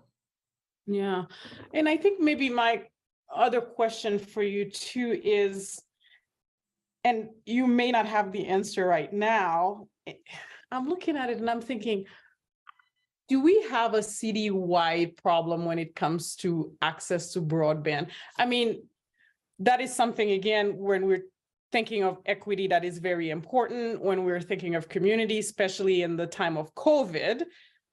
But I'm still wondering, I can understand providing services to communities and businesses that doesn't have that access, but I'm not sure if this is a citywide issue. I'm not sure I would characterize it accessibility as a citywide issue. There are certainly areas of the city that do not have access to even cable-based internet. Fiber-based internet is not very accessible in the city of Boulder. The private provider penetration of fiber infrastructure in the city is quite limited. Yeah. Thank you so much. I'll reserve my comments. Thank you, Junie. Matt, you're up. Thanks, Nicole. I see Lauren wants to usurp my cleanup status, so that's all good. I'll switch my questions around because I want to sort of piggyback a little bit on where the direction Junie was going. You know, my question was really going to be: have we identified the need in the community that we really need to provide something that's missing? And I hear that there are folks, but who are they? How many? I'm trying to I'd like to know: are we talking about 800 people or 8,000 people that are missing connection, because wanting to bridge that digital divide, I know, is a big focus in rural communities for obvious reasons. But what is that digital divide here? I'd love to know what that is. I don't know. I see Lauren maybe saying that was the question she was going to ask. So sweet, we can stay clean up. So I think that's really critical for us to know, so that depending on what option we choose, we know what we're serving.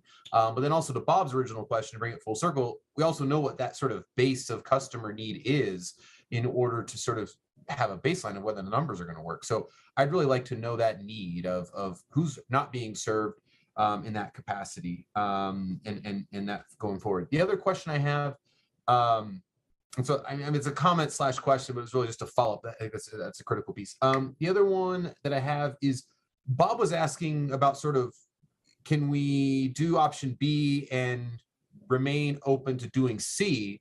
Well, my question is, what if we started at A? Does that become mutually exclusive of B or C down the road? If we were to really sort of walk before, crawl before we run, so to speak, can we do A and then eventually say, oh, you know what? Things are going well, maybe let's do B, and then maybe can we move sequentially, or is there some linkage that needs to sort of be different? Thanks, Matt. I'll start with your first question on who's not being served. So I don't have an exact number. I don't know, Chris, if you have an exact number of households or not. It's a very small number, but I don't know if you have the exact number. I don't have an exact number. What I can share is when we were doing the backbone work, we were able to get access to CenturyLink and Comcast very detailed network designs that they shared with us. And what it showed at that time is the areas in our community that literally had zero access to wired internet were our mobile home parks. Some of those are due to a challenge of access because the property owner wouldn't provide land access. I think some of those have changed. Some of those maybe haven't changed. But I think the other thing that we experienced through COVID was, I think there were like 700 hotspots distributed in this community during COVID, which, whether there is internet available in front of that household and they did not have access to it, or whether there wasn't access to it, what we experienced is there is still a portion of our community that didn't have reliable internet when they drastically needed it. I think if we were to, if we're going to move forward, that would be part of the community outreach we would want to do, is to really understand where are the holes in our community, who doesn't have access, what are the drivers of that. When we were doing the work before, we even did like a unscientific survey of the community of internet speeds, just to see what people were getting versus what maybe the package offers that you're buying. But that's some of what I think we would want to explore is, and to your point of kind of maybe walking before we run, that could be part of our partnership exploration, is looking at, is there a partner that just wants to fill gaps and holes in our community, or to provide services, maybe they're even creative solutions, as Tim described, to mobile home parks. Maybe that's just one avenue. Maybe another one is looking at, certain parts of the community or certain segments. Those are all sorts of arrays, as Mike described, of options within that approach B that could be explored. Thanks for that, Chris. And sort of that second question with regards to, if we did A, can we also reserve our right for B and then C later? I mean, can we move sequentially through that if we want? In terms of researching these options, Matt, we can do any and all. Certainly the timing would be dependent on what we do when. In terms of actually executing on them, I would think that if we were to enter into a public-private partnership agreement, the private provider would want some language in there limiting the city or putting some parameters around what the city was going to be doing on its own. Again, we don't have the details on that yet, just given that we haven't engaged with the private providers yet.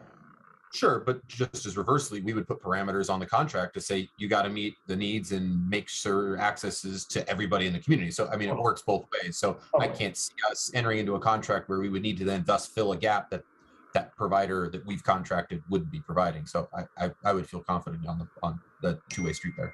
Totally.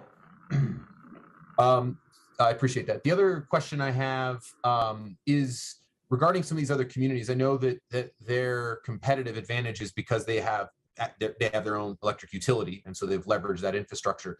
But my question is how many of those communities are the cities actively still subsidizing the very service they're providing, or do the numbers work for the city where they're either revenue neutral or make just enough money to put away some for larger, asset management or upgrades? So is there ongoing subsidies in these communities in spite of them already having that deep investment in their infrastructure? Tim, do you have any insight to this?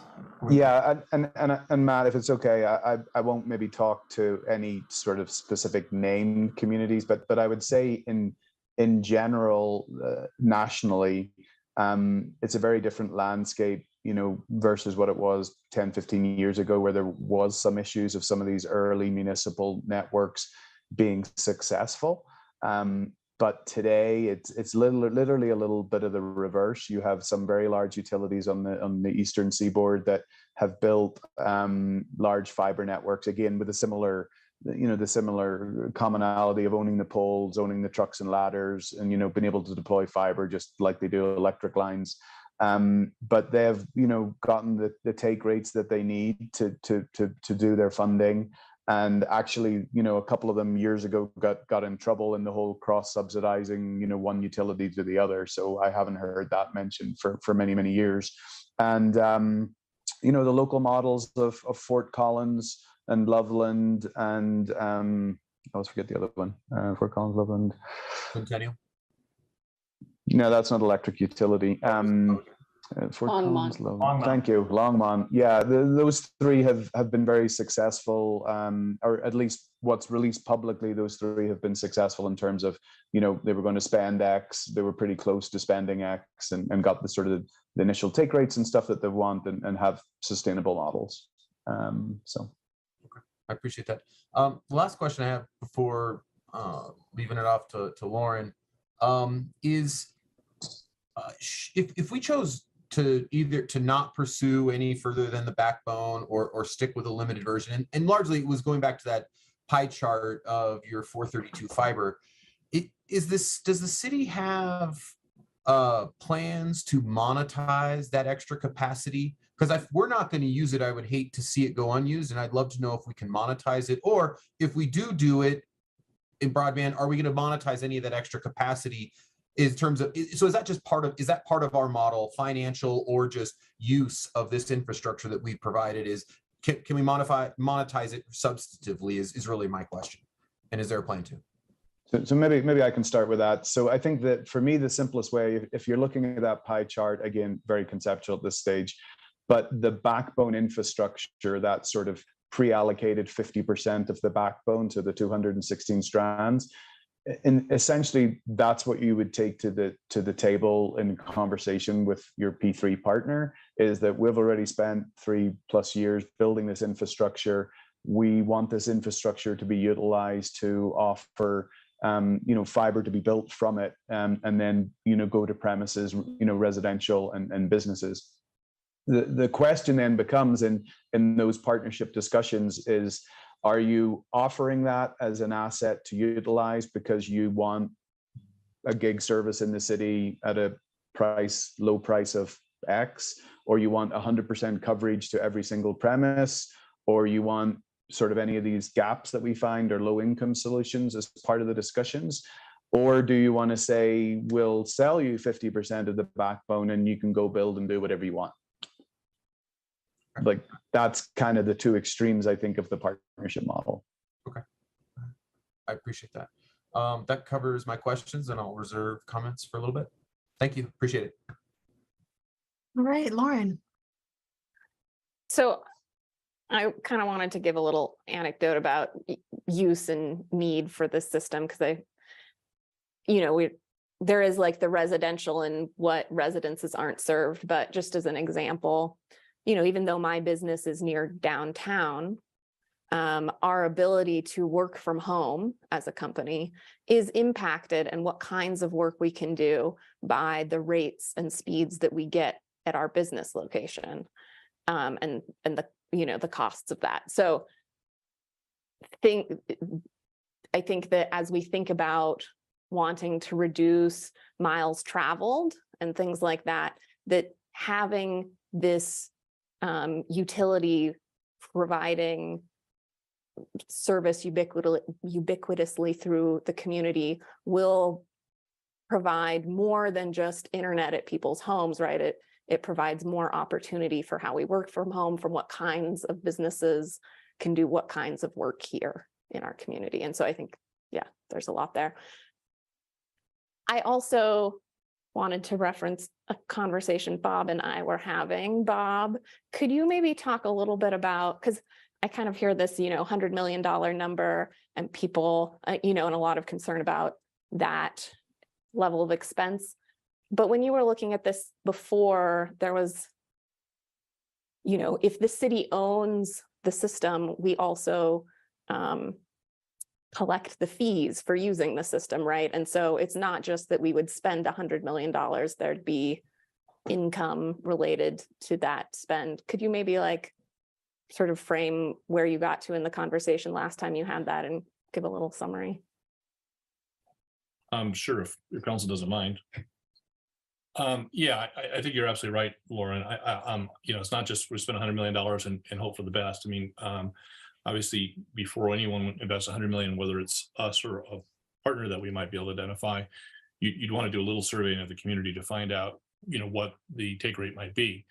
You're going to get the number off a little bit. You might survey the community and hear from 20 or 25% of them that they would subscribe to this faster service and actually get a 21% take rate or a 28% take rate or some other number. But you'd want to have a kind of an idea going into it. I mean, Longmont's service for 1 gig is $70 a month, which is almost $1,000 per year per customer, right? And so, if we have 46,000 premises, that's residential premises in the city.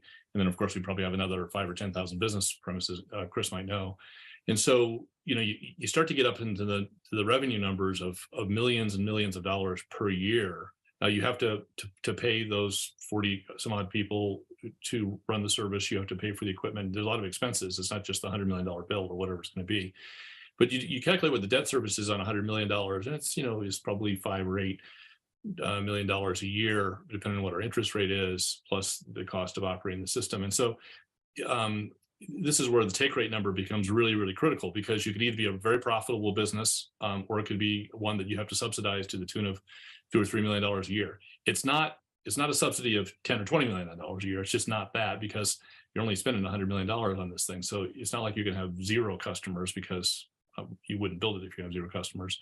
And so, if we ever get to an analysis of option C, I'd want our team, including with our partner team, our finance team, to figure out what is that in a worst case situation, high, low, medium. What's the subsidy? Is it 1 million a year, 2 million a year, 5 million a year? I think that the earlier question was helpful about what is it costing Longmont and Fort Collins and Loveland and some of these other cities that are doing this? What is it costing them? They have some advantage in that they have, an electric network, and they have a billing system and probably a network operation center that they can double up on. So they have some expenses some synergies that probably we wouldn't have.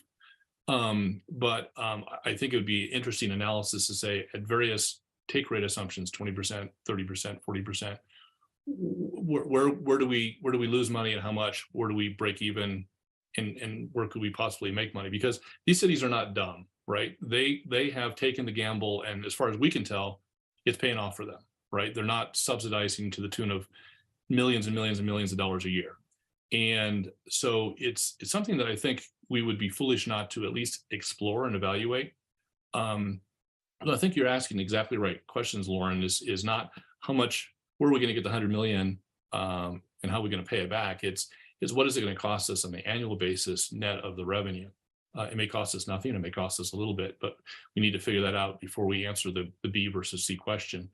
It may be smart for staff to do the RFP under option B and get some free information from potential providers, although we could hear crickets too, right? Because if we think this is dumb, really smart people in the business world are going to think it's dumb too. But if we hear crickets, that's very instructive. And if we get some information, we can use that to make a B versus C decision later this summer. So I think that's a great question, Lauren, and it's actually the right one to ask. Great, thanks, Lauren and Bob. And I think we're heading a little bit into comments at this point. So I think folks are getting done with answering questions and ready to move on. But Rachel, I see your hand up. Do you have another question? Yeah, maybe a colloquy. I don't know if this is for Bob, probably more for staff, but as I recall, in the Excel settlement, we specifically negotiated to get permission to bury our fiber lines in with Excel when they were doing work. And I know we're looking at you know, catching up on the stuff that wasn't done, but I think also going forward, anytime they're opening up to bury lines, we're supposed to be able to go in there and do this. So is that taken into account when we're saying 100 million? Because I would imagine when we looked at it the first time, we had not, you know, gotten anywhere with this settlement. And that seems like a big part of the cost. Mike, if you want me to jump in here a little bit, because part of what I want to caution on is we keep referencing this 100 million. That was a 2018 estimate. It's going to be drastically more than that if we were to look at that business analysis today.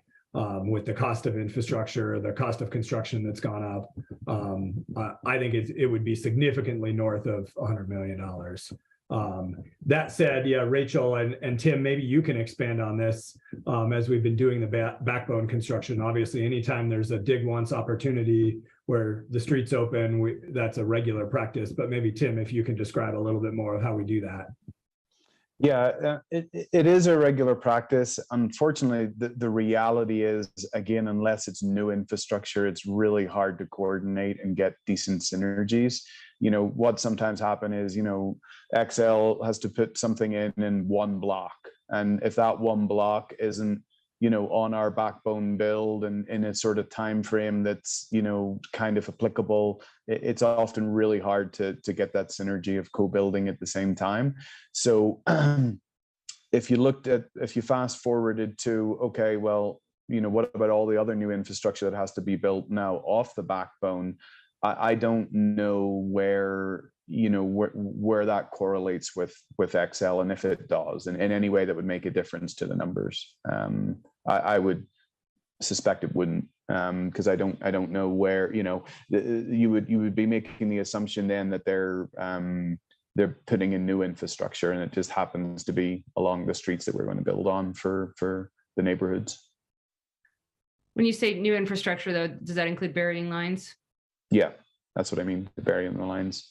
I mean, unless, Chris, I don't know all the ins and outs of the XL settlement, unless the agreement is that they have to go from all aerial infrastructure underground. Maybe that is the agreement, but I'm not aware of that.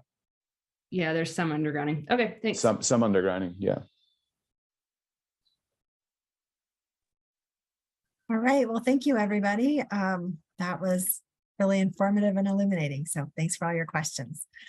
Okay, so we will now head into comments and discussion on the last two questions that staff had for us. So let's address the first one of, do council members agree with the proposed revisions to the outcome and objectives for the city's community broadband initiatives? And would that be helpful for anybody to see those again, like just have that screen up, or everybody remember them mostly? All right, so I see a couple, and as you're, giving your comments, if you could please also give your answer so that we can provide some clarity for staff, that would be helpful. Thank you. Lauren, you're up.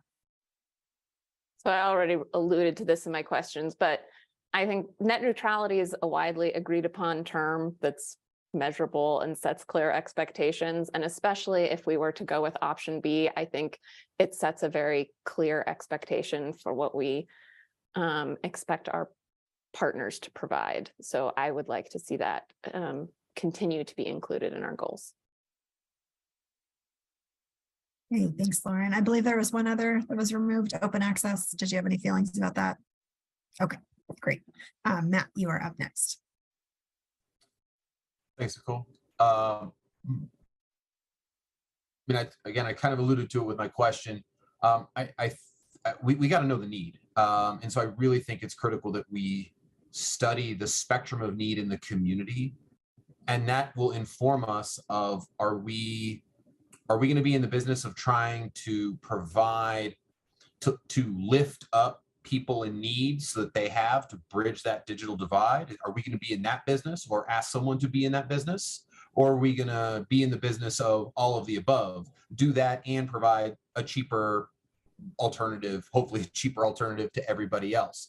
And so I think that identifying the spectrum of need, and that's not just a low income, like a business need, to Lauren's point earlier, I think there's still a lot for us to know about what our community need is that will, I think, really help inform us of perhaps the right direction here.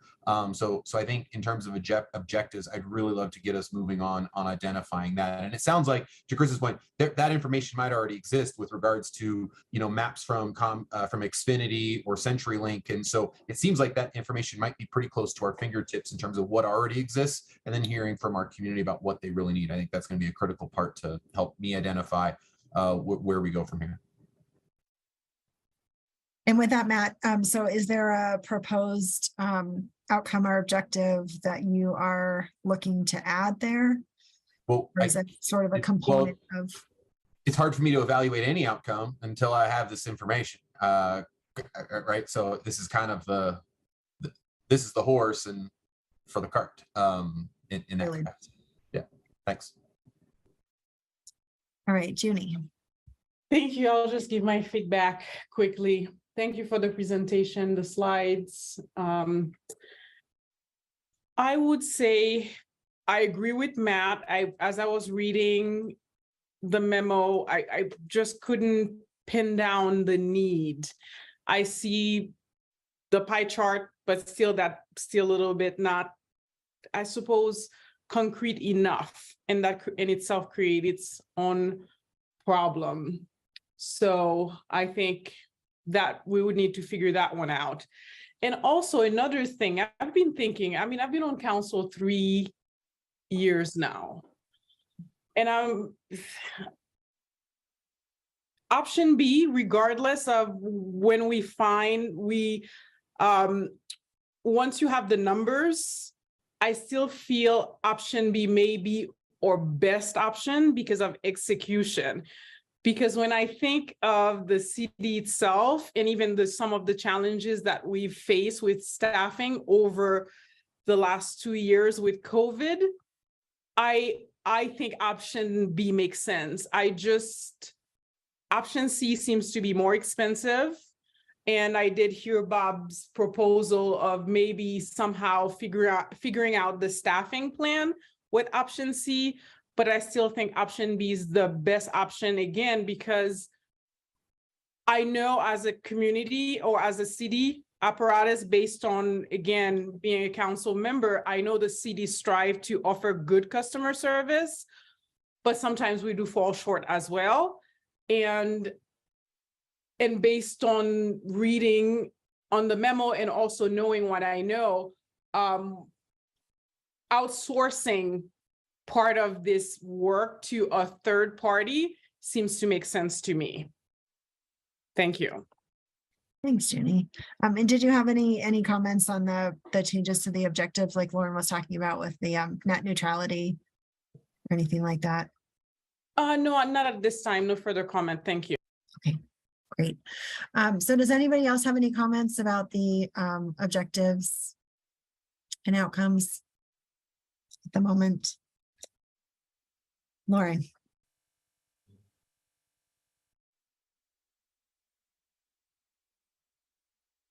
Okay. So do people, so I mean, I think we heard Lauren say that she would like net neutrality to remain one of the foci here. Do folks agree with that? Maybe raise a hand if you agree.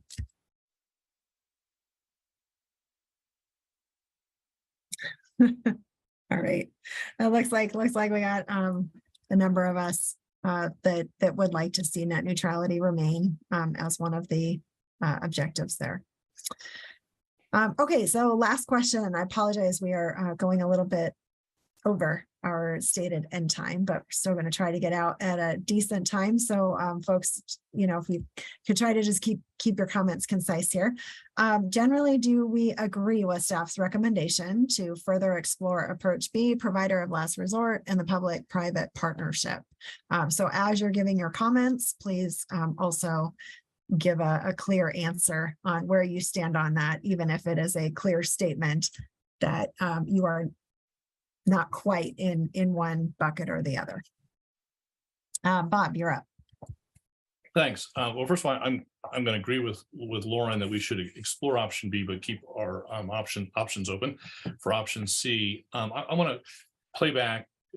I think some of my colleagues earlier were answering the wrong question, which is who doesn't have internet, or where's the digital divide? The digital divide has moved from no internet versus and yes, internet, to low speed internet versus high speed internet. Fort Collins is offering 10 gigabit. You can all do a speed test right now. My guess is you're going to get 50 or 100 megabits. I mean, that's just a fraction of that. And so the question is not, does everybody have internet? The question is, does everyone have fast internet? And you may say, well, I don't care. I'm happy with slow internet. And that's perfectly fine if that's what you're happy with. But that's not the world. And I want to play back what some of the things I wrote them down, what I thought some of the wisdom that Mike and Tim provided us. Tim said, the goal is to bring fiber to the premises in Boulder. So we're going to bring fiber to the premises. The question is not, are we going to do that? And do we need to do that? The question is who's going to pay for it? It's just a financing question.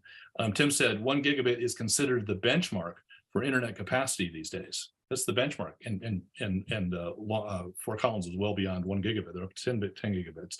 Mike said affordable, high-speed, fiber-based internet access is essential, is absolutely essential. And I think that's absolutely right. And I think that Lauren said that as well. I think that this begs a really deep philosophical question. What is the role of government, right? We've made some decisions. This city, long before any of us got on council, made some decisions about what services the city was going to provide and which ones we were not. And different cities make different decisions. For example, we've decided to provide water service. Some cities don't, some cities do. We've decided recently not to provide electric services. Some cities do, some cities don't. We don't provide trash service. We let a private entity do that. But on the other hand, we run most of the parking garages. In some cities, those are run by private businesses. So there's no right or wrong answer to this. And the question I think we have to ask ourselves is high-speed internet an essential element of daily life, both for residents and businesses? If the answer is no, it's not essential, and we're going to let the market decide whether or not to provide that, that's fine. There's nothing wrong with that answer. I would point out, however, that we have two incumbents who have been in business in this town for many, many decades, who have chosen, for their own business reasons, not to provide high-speed internet, this community. They could have last year, the year before, they've chosen not to. It's not in their financial interest to do so. We can wait, and maybe in 10 years or 20 years, they'll do that. But so far, they haven't. And so we have to ask ourselves, do we want to nudge that along? Do we want to ensure that people in our town, just like people in Longmont and Fort Collins and Loveland, enjoy very high-speed internet for their businesses and for the residents? Do we want to ensure that? Is that the responsibility of our government? Or do we want to leave it to the market as we have for the last several decades? And if we're all happy with what we have right now and have our fingers crossed for a better day, that's fine. That's not proactive, that's reactive and passive. And as you saw in that map that the staff provided, we're falling farther and farther and farther behind our front range peers. If we're okay with that, if we don't want Boulder to be number 1 or number 10 or number 20, we're happy to be at the bottom of the list, then we should just stick with option A. We can test option B. I suspect, and I might be wrong, we'll find out in a few months, that the answer to option B, the RFP that we're about to issue, is going to be the same as it was in 2017. The dynamic has not changed significantly.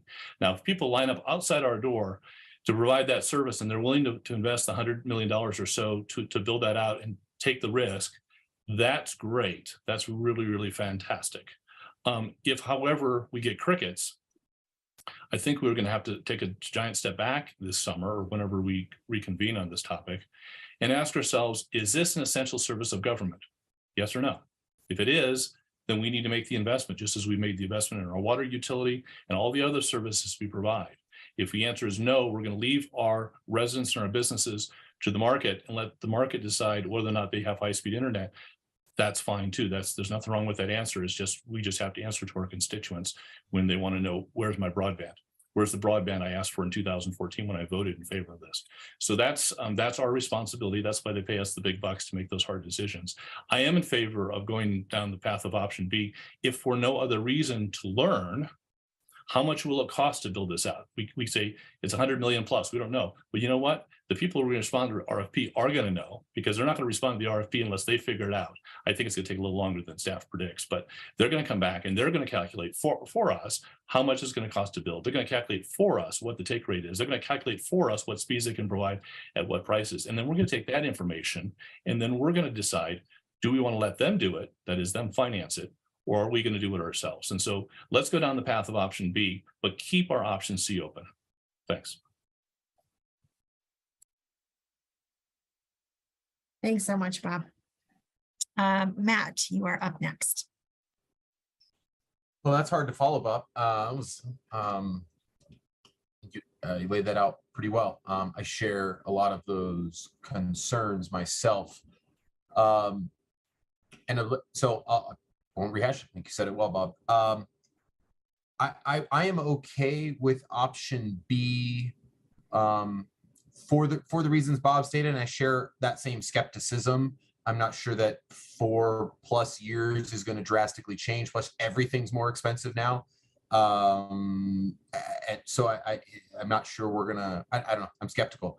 I'm also, think it's important to recognize, even though option C comes with the big price tag, so does option B. It's just we're not paying for it in terms of the upfront, but we're going to pay for it in the rate. They got to make up for that $100+ million of infrastructure they're spending. So we're still going to pay for it. I mean, we're paying for all the infrastructure Excel invests, even though we don't own our utility, we pay for it in the rate base. So just how many people can we amortize that cost over to make it work? And that's the numbers, that's the math that has to make sense. So I'm okay with B, but I would really be curious about a fallback of option A, but modified in a sense. Only, and I say that because of there are definitely groups, as Chris pointed out, that are getting no service, and you're right, it's mostly a low speed versus high speed, but there are some that have nothing. And I think at the very minimum, we do have the role to make sure everybody is connected. And I think if we understand what our default is of, at the very minimum, we're going to use this to just make sure everybody's connected, and then we'll move on from there. I would love us to think about what that A modified is, to get some sort of wireless tower at near these mobile home communities where it's a concentrated number of people with no connectivity. I would just love to know that we can go that baseline, and then we can tackle these harder challenges overall, because they need to be connected to our society. So that's my thoughts. I'm good with B, but I'd love to know what that sort of option A modified is as a fallback for bridging that divide, because it does exist in our community. So thank you. Thank you, Matt. Rachel.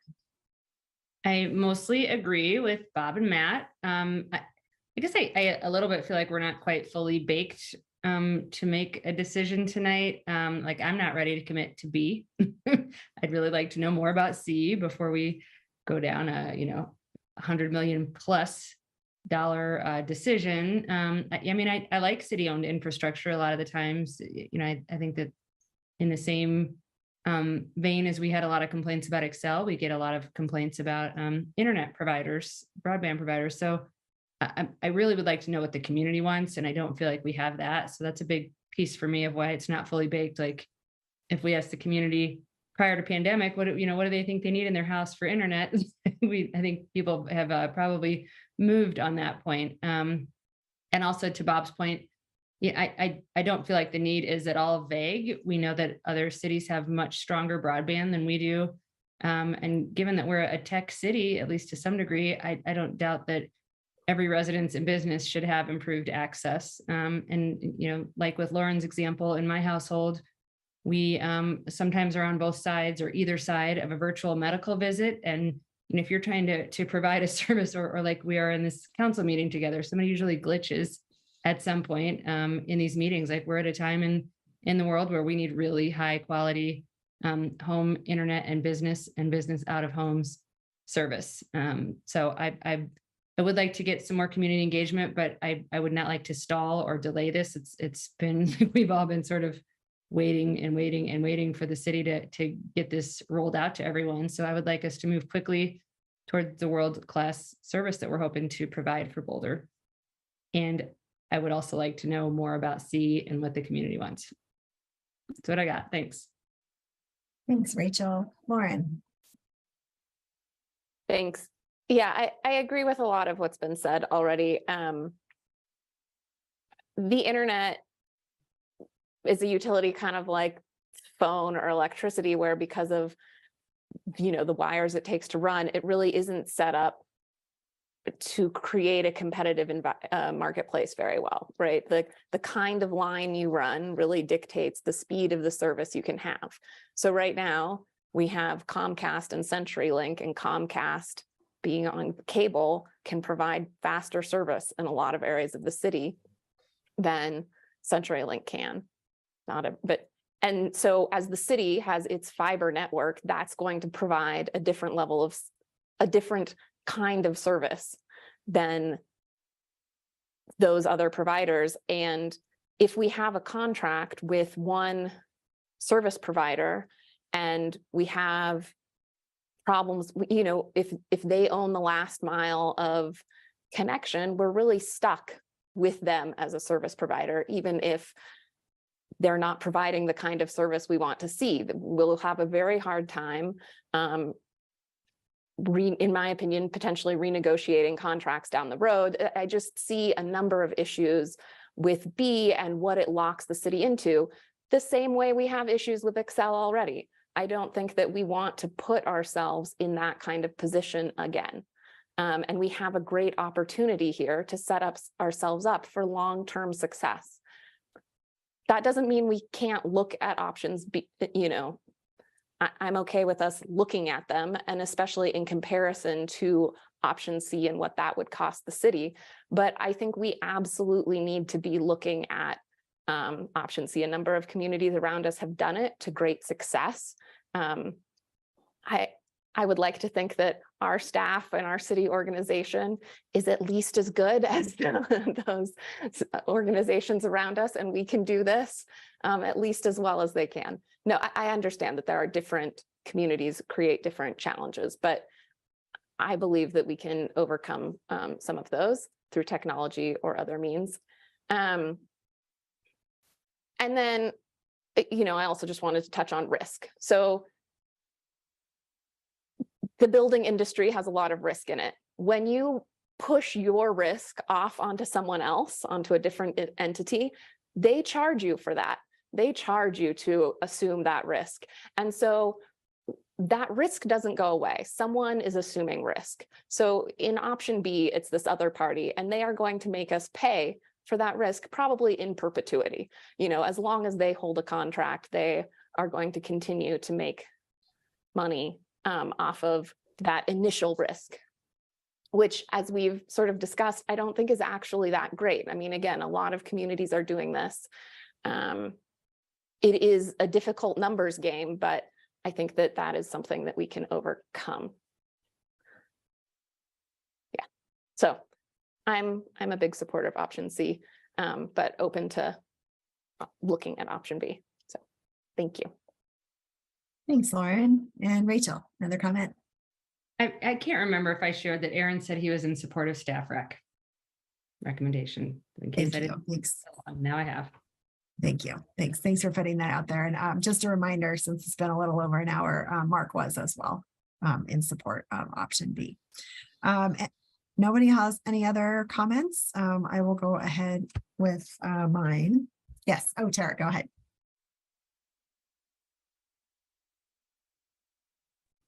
Seems to me that staff wants option B. I don't want to. I'm gonna just go with option B. I am very excited about Lauren's speech. It got me very excited. I just don't know if we can do it. I don't want to do something we can't say something. We're going to do something we can't do. Then we come back and we say, no, we can't. And then we spend all this money. So that's my only comment, really. I would think that Tim and Chris have their reasons for going with option B and not C. So that's why I'm going to go with option B. Okay, thanks, Tara.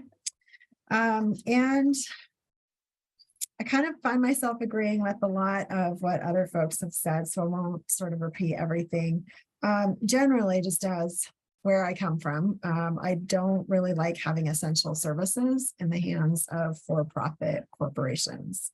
To me, as Bob shared, internet does seem like a basic human right that we all kind of need to exist in our society right now. And as with most things, faster is better. In this case, you are better off if you have faster access. So I am open to exploring option B in line with staff's recommendation. And what's going to be critical for me in thinking about how we move forward as we explore that option is how can we protect residents and businesses, and especially those that are already vulnerable to increased costs at others' expenses or at others' benefits.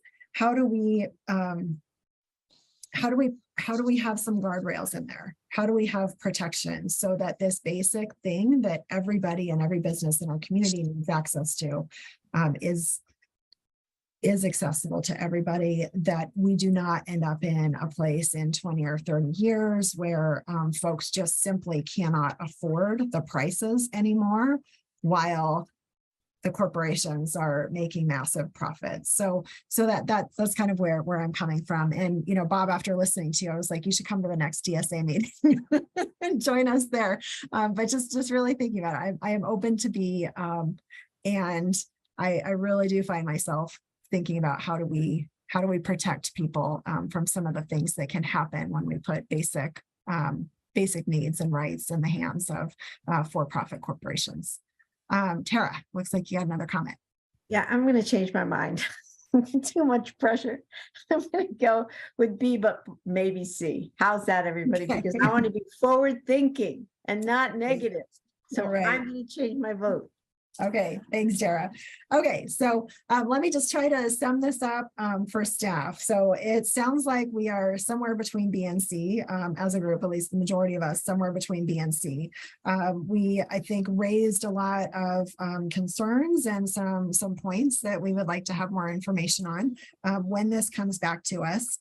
But it sounds to me like we have a path forward that explores B while holding C open as an option.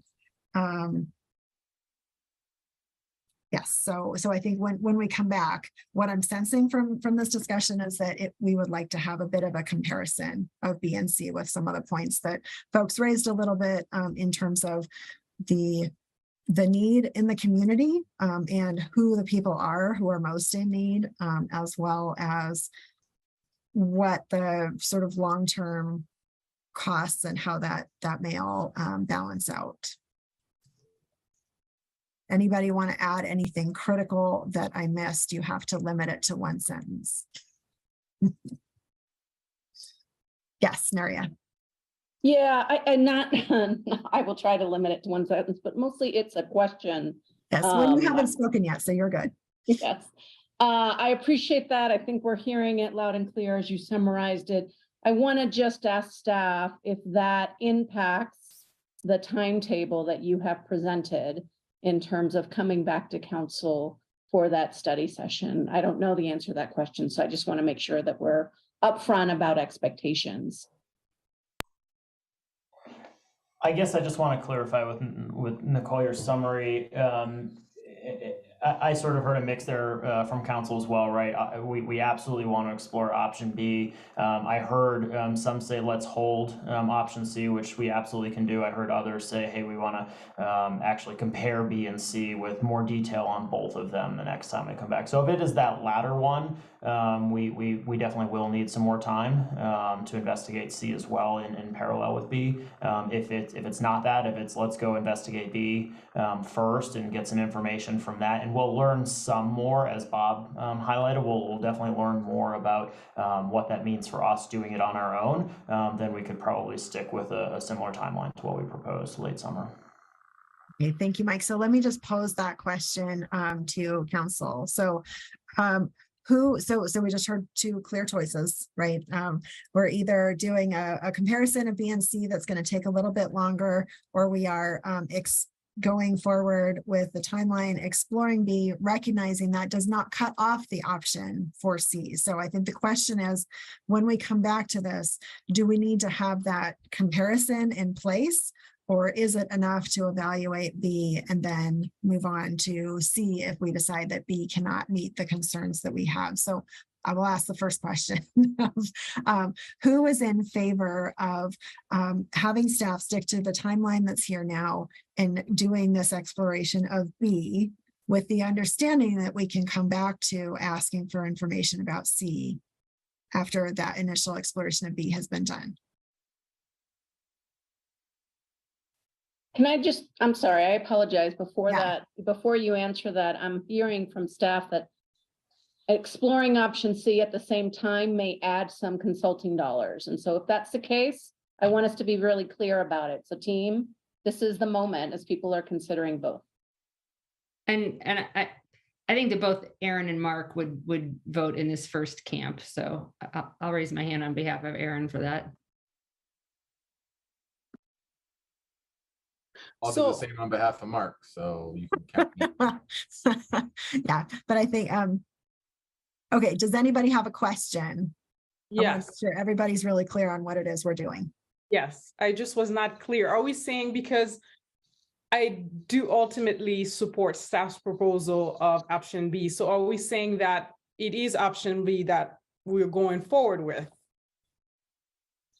So I think we're not, I think we're not totally in a place where we are answering that question, because what I heard from a lot of people is that we are looking there is a flexibility and wanting to look at B and then potentially also hold open C. So I think the question is, do we need analysis of both B and C before we move forward with that, or is it enough to look at B, see where we're at, and then look at C if we need to at that point? That I'm in favor of what you just said. Yes. Okay. That's the one that we're voting on now. Does anybody else have a question about that, or a better way to state it? Open to that too. It's kind of like serial versus parallel, right? You want to do parallel analysis, or do you want to do serial analysis? Right? Exactly. Yeah, Yeah. you guys got me all excited about C, and now you're saying you want to go back to B. I don't know. No, we're not saying that at all, Tara. Yeah, no, it's not. It's just the order that we're doing things in. So I think what we're saying is that we are comfortable moving forward with staff's recommendation to fully and deeply explore B, to come back to us in July, because we're recognizing that work of exploring B will also give us some of the information, maybe not all, but some of the information towards C. We also laid out a lot of our concerns, I think, with B here that I expect staff, and you can correct me if I'm wrong, but I expect that you will be taking our concerns and incorporating that into your exploration of B as well. So whoever is comfortable with moving forward with B on, as staff proposed, on the timeline with our additional information. Sorry, Lauren, I saw your finger go up. Did you have something to add? Yeah, I just wanted to kind of clarify. So would C be going on concurrently in the background during this? Or is that something we're going to decide on later? No, okay, it would not be going on concurrently. But I think some of the things that apply to C also apply to B, right? So some of that work will just naturally be happening as we're exploring B. I think it's just. And then we'll vote on the future, in the future, if we want to still explore C. Well, I think if we get all the information on B and maybe, nobody steps up that they want to do it, or, we find out there's not as much community need or something like that, then I think we would likely be making a decision to go in a different direction at that point. So I think it's, do we want to take extra time and ask staff to take extra time to explore both B and C to help us reach a decision? Or can we move forward with B now on this timeline that has us coming back in July, and then decide in July, do we want to, is B good? Are all our concerns met, or do we need to think about C? Okay, Matt and Rachel, both of your hands are up, which makes me think you may have some comments. Yeah, I did, and then this all got yeah. I'll just ask it. In the well, yes, this is really just a simple question. We're going to stick with the staff recommendation of the plan and the timing. That's really the question. And if the answer is yes, great. We've learned that by doing so does not preclude us pursuing C, and we can talk about and address C at a later date. And that's really what the question is. So I support that with my hand up on behalf of Mark. My only clarified piece in there was in sort of that summary, there was a lot of, hey, I agree with my colleagues. I agree with my colleagues. There are a lot of those linkages. And so I just want to really call out, because it will probably take resources. And so I want to be really explicit here, which is, are we going to take time to learn what the community need is here? Because that's going to require probably slowing down a little bit. And so I just want to be really clear, unless that was already baked into the plan, which I didn't quite see that in the memo, but what is the need from a business, a residential who does or doesn't have service? That information for me is critical from which to evaluate B and or C. So I just want to be really clear, if that is something my colleagues support, then I want to know from staff, can that be embedded in the timeline, or will that extend because that needs to be some front end work before the other stuff goes on? So I just wanted to get real big clarity on that, so that there's not an assumption it happens and then 6 months later we go, where's the survey from the community, and it evaporated. And that's actually where my hand is up too. If I can colloquy on that, it just that the summary indicated that there was support for looking at need. And I don't know that I heard that from 5 people. So I wanted to see a straw poll maybe, because I don't think Mark or Aaron would have weighed in on that. And I don't know that there were 5 of us here tonight who had question about the need for this broadband, which I think was decided by a previous council, that we're doing this and the need is here. And so I wanted to get clarity on that too. Right. Thank you. Thanks for clarifying that, Rachel. So we can take Junie or Bob, do you have comments on Rachel's comment? Yeah, sure, I do. And I think I've heard earlier staff, and I think Bob mentioned that, and sorry, Bob, if you were not the person who mentioned, we probably won't know the need until implementation or after, because people can say, yes, I would be interested in this. And do they have to actually participate in this program, right?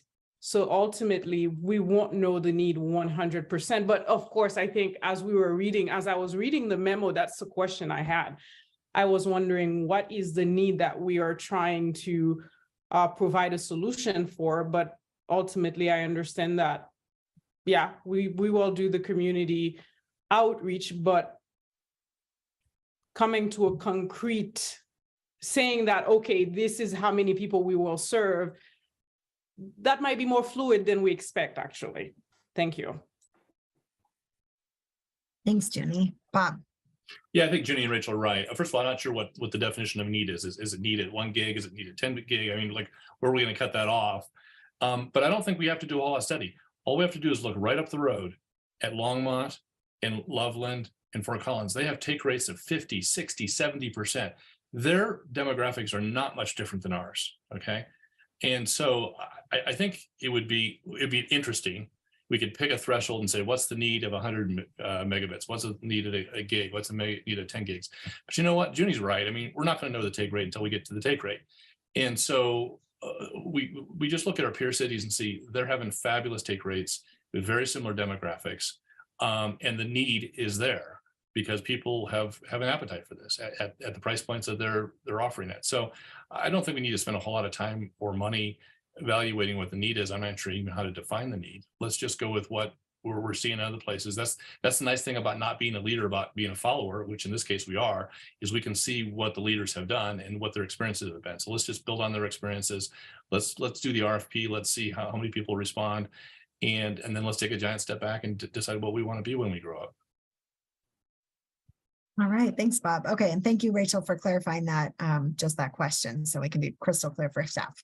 So who is in favor of kind of exploring the need a little in a way that would take longer than what staff has already proposed? Is that anything that folks are going to need to make a decision? And Matt, if there's more to that point that you would like to state, please do. I mean, I'm just, that qualifier, I'm not sure. I don't know if it will take more time.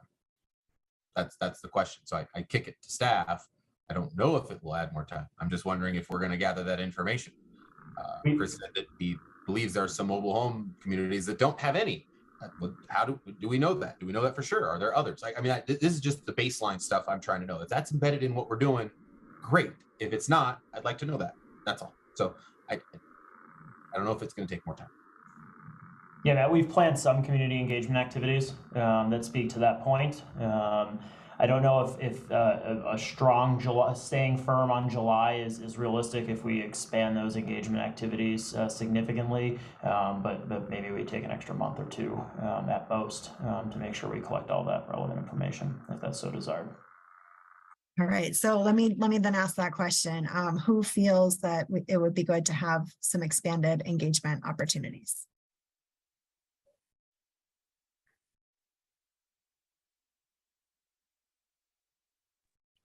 Yes, but I don't know that they have to happen to slow it down. Like, I would like them to be part of the process.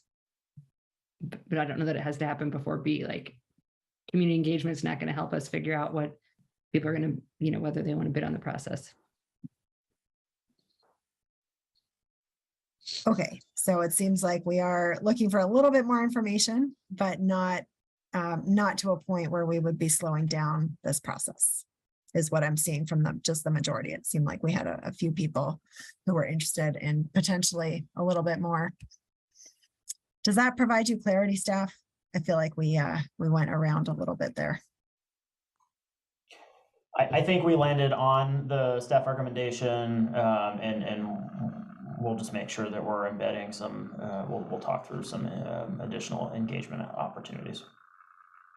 Great, thank you. Okay, so back to this point, is everybody comfortable with moving forward with B, with the idea that that does not exclude C? Or let me say, who is comfortable with moving forward with that approach? All right, we know that Bob and Aaron did too, so I think that is everybody. Okay, we got there. Thank you, everyone. Lauren did not have her hand up. So I'm sorry. Okay. Lauren, you would prefer to have, just to be clear, both B and C evaluations at the same time. Yeah, because if we're not doing them concurrently, the pricing and things that we're getting from them are not going to be we're not looking at them at the same point in time. The information is not necessarily directly comparable.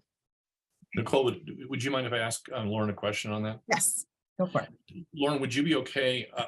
I share your concern, Lauren, so I think you're right to raise it.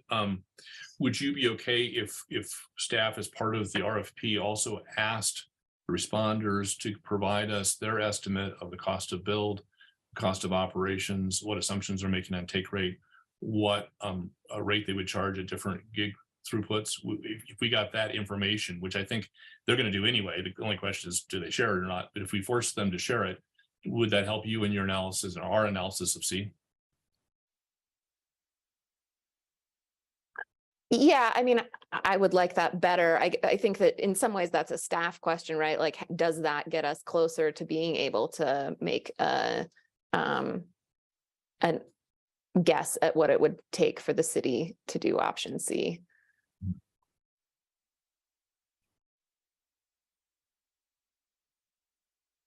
Staff, do you have a response to that now? Sorry. I think it excludes, and Tim and Chris, I'd welcome your thoughts on this as well, but I think that it excludes the sort of operational analysis that it would take and the whole operational side of this. It certainly would speak to the capital side and what it would take to build it, but there would still be a missing piece there to actually, I think, if you were looking to actually make a decision between B and C. They could be separate questions though, too, right? Because we could look at them separately, whether or not we want to build out the infrastructure ourselves and whether or not we want to operate it ourselves. They're not necessarily intertwined. That's fair. All right, Rachel. I want to clarify and push us past 9:30 that I am where Lauren is, but the question was, am I comfortable moving forward with B? I mean, yes, I'm not uncomfortable with this council having done that. We didn't have the votes to go B and C concurrently, so I'm comfortable, but my preference would have been B and C. So look forward to hearing back what the B result is.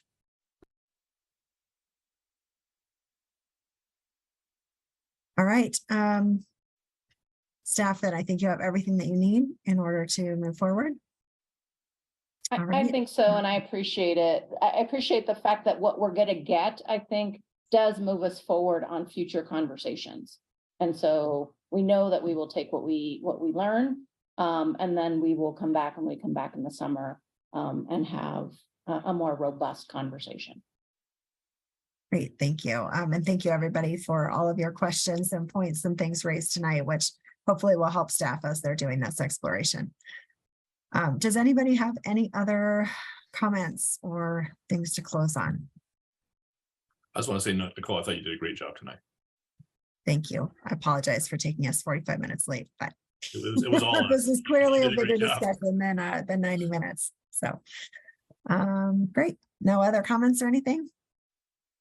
Thank you.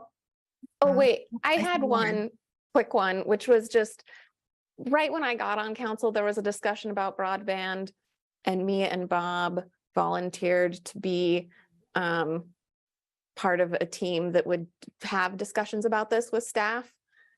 And I personally would still like to volunteer to be part of that team. So if, as we move forward with this, I think if it makes sense, I would be happy to do that. As would I. And I'd like to partner with Lauren on this. I look to Teresa for it, because if this is a formal subcommittee, then those meetings need to be noticed. So that's a very different conversation to be had versus some of the staff meetings that we're having. But whether that has to be a topic of today's conversation or whether that's a future convo, I leave it. But anytime we have 2 or more council members, that constitutes a need for a different kind of notification. Which I think would, sorry, just jumping right in, which I think we should also think through the implications about sort of whether or not council members can and should be involved in a procurement process, which is not a public, which is a closed process until it's awarded. And so there are some complicated things to think through. So we'll think through those and get back to you. I appreciate that, Teresa, and was not necessarily inviting that for our procurement processes. I think that's a very different conversation. All right. So what I'm hearing there is that we'll get a little bit more information back about that, and we can schedule some time if we need a little bit of time at a future meeting to discuss. All right. Well, with no other items, unless there are other comments, going once, going twice. Okay. And just a big thanks to Tim and Mike there for hanging in with us. So thank you guys. Thank you. Yeah, and thank you, especially with a handful of us that are fairly new to all of this. Just really appreciate all the history and context, and from council members as well as staff. So thank you. All right, then, with no other items on tonight's agenda, I will close this meeting at 9:32 p.m. Have a good night, everyone, and thank you. Good night.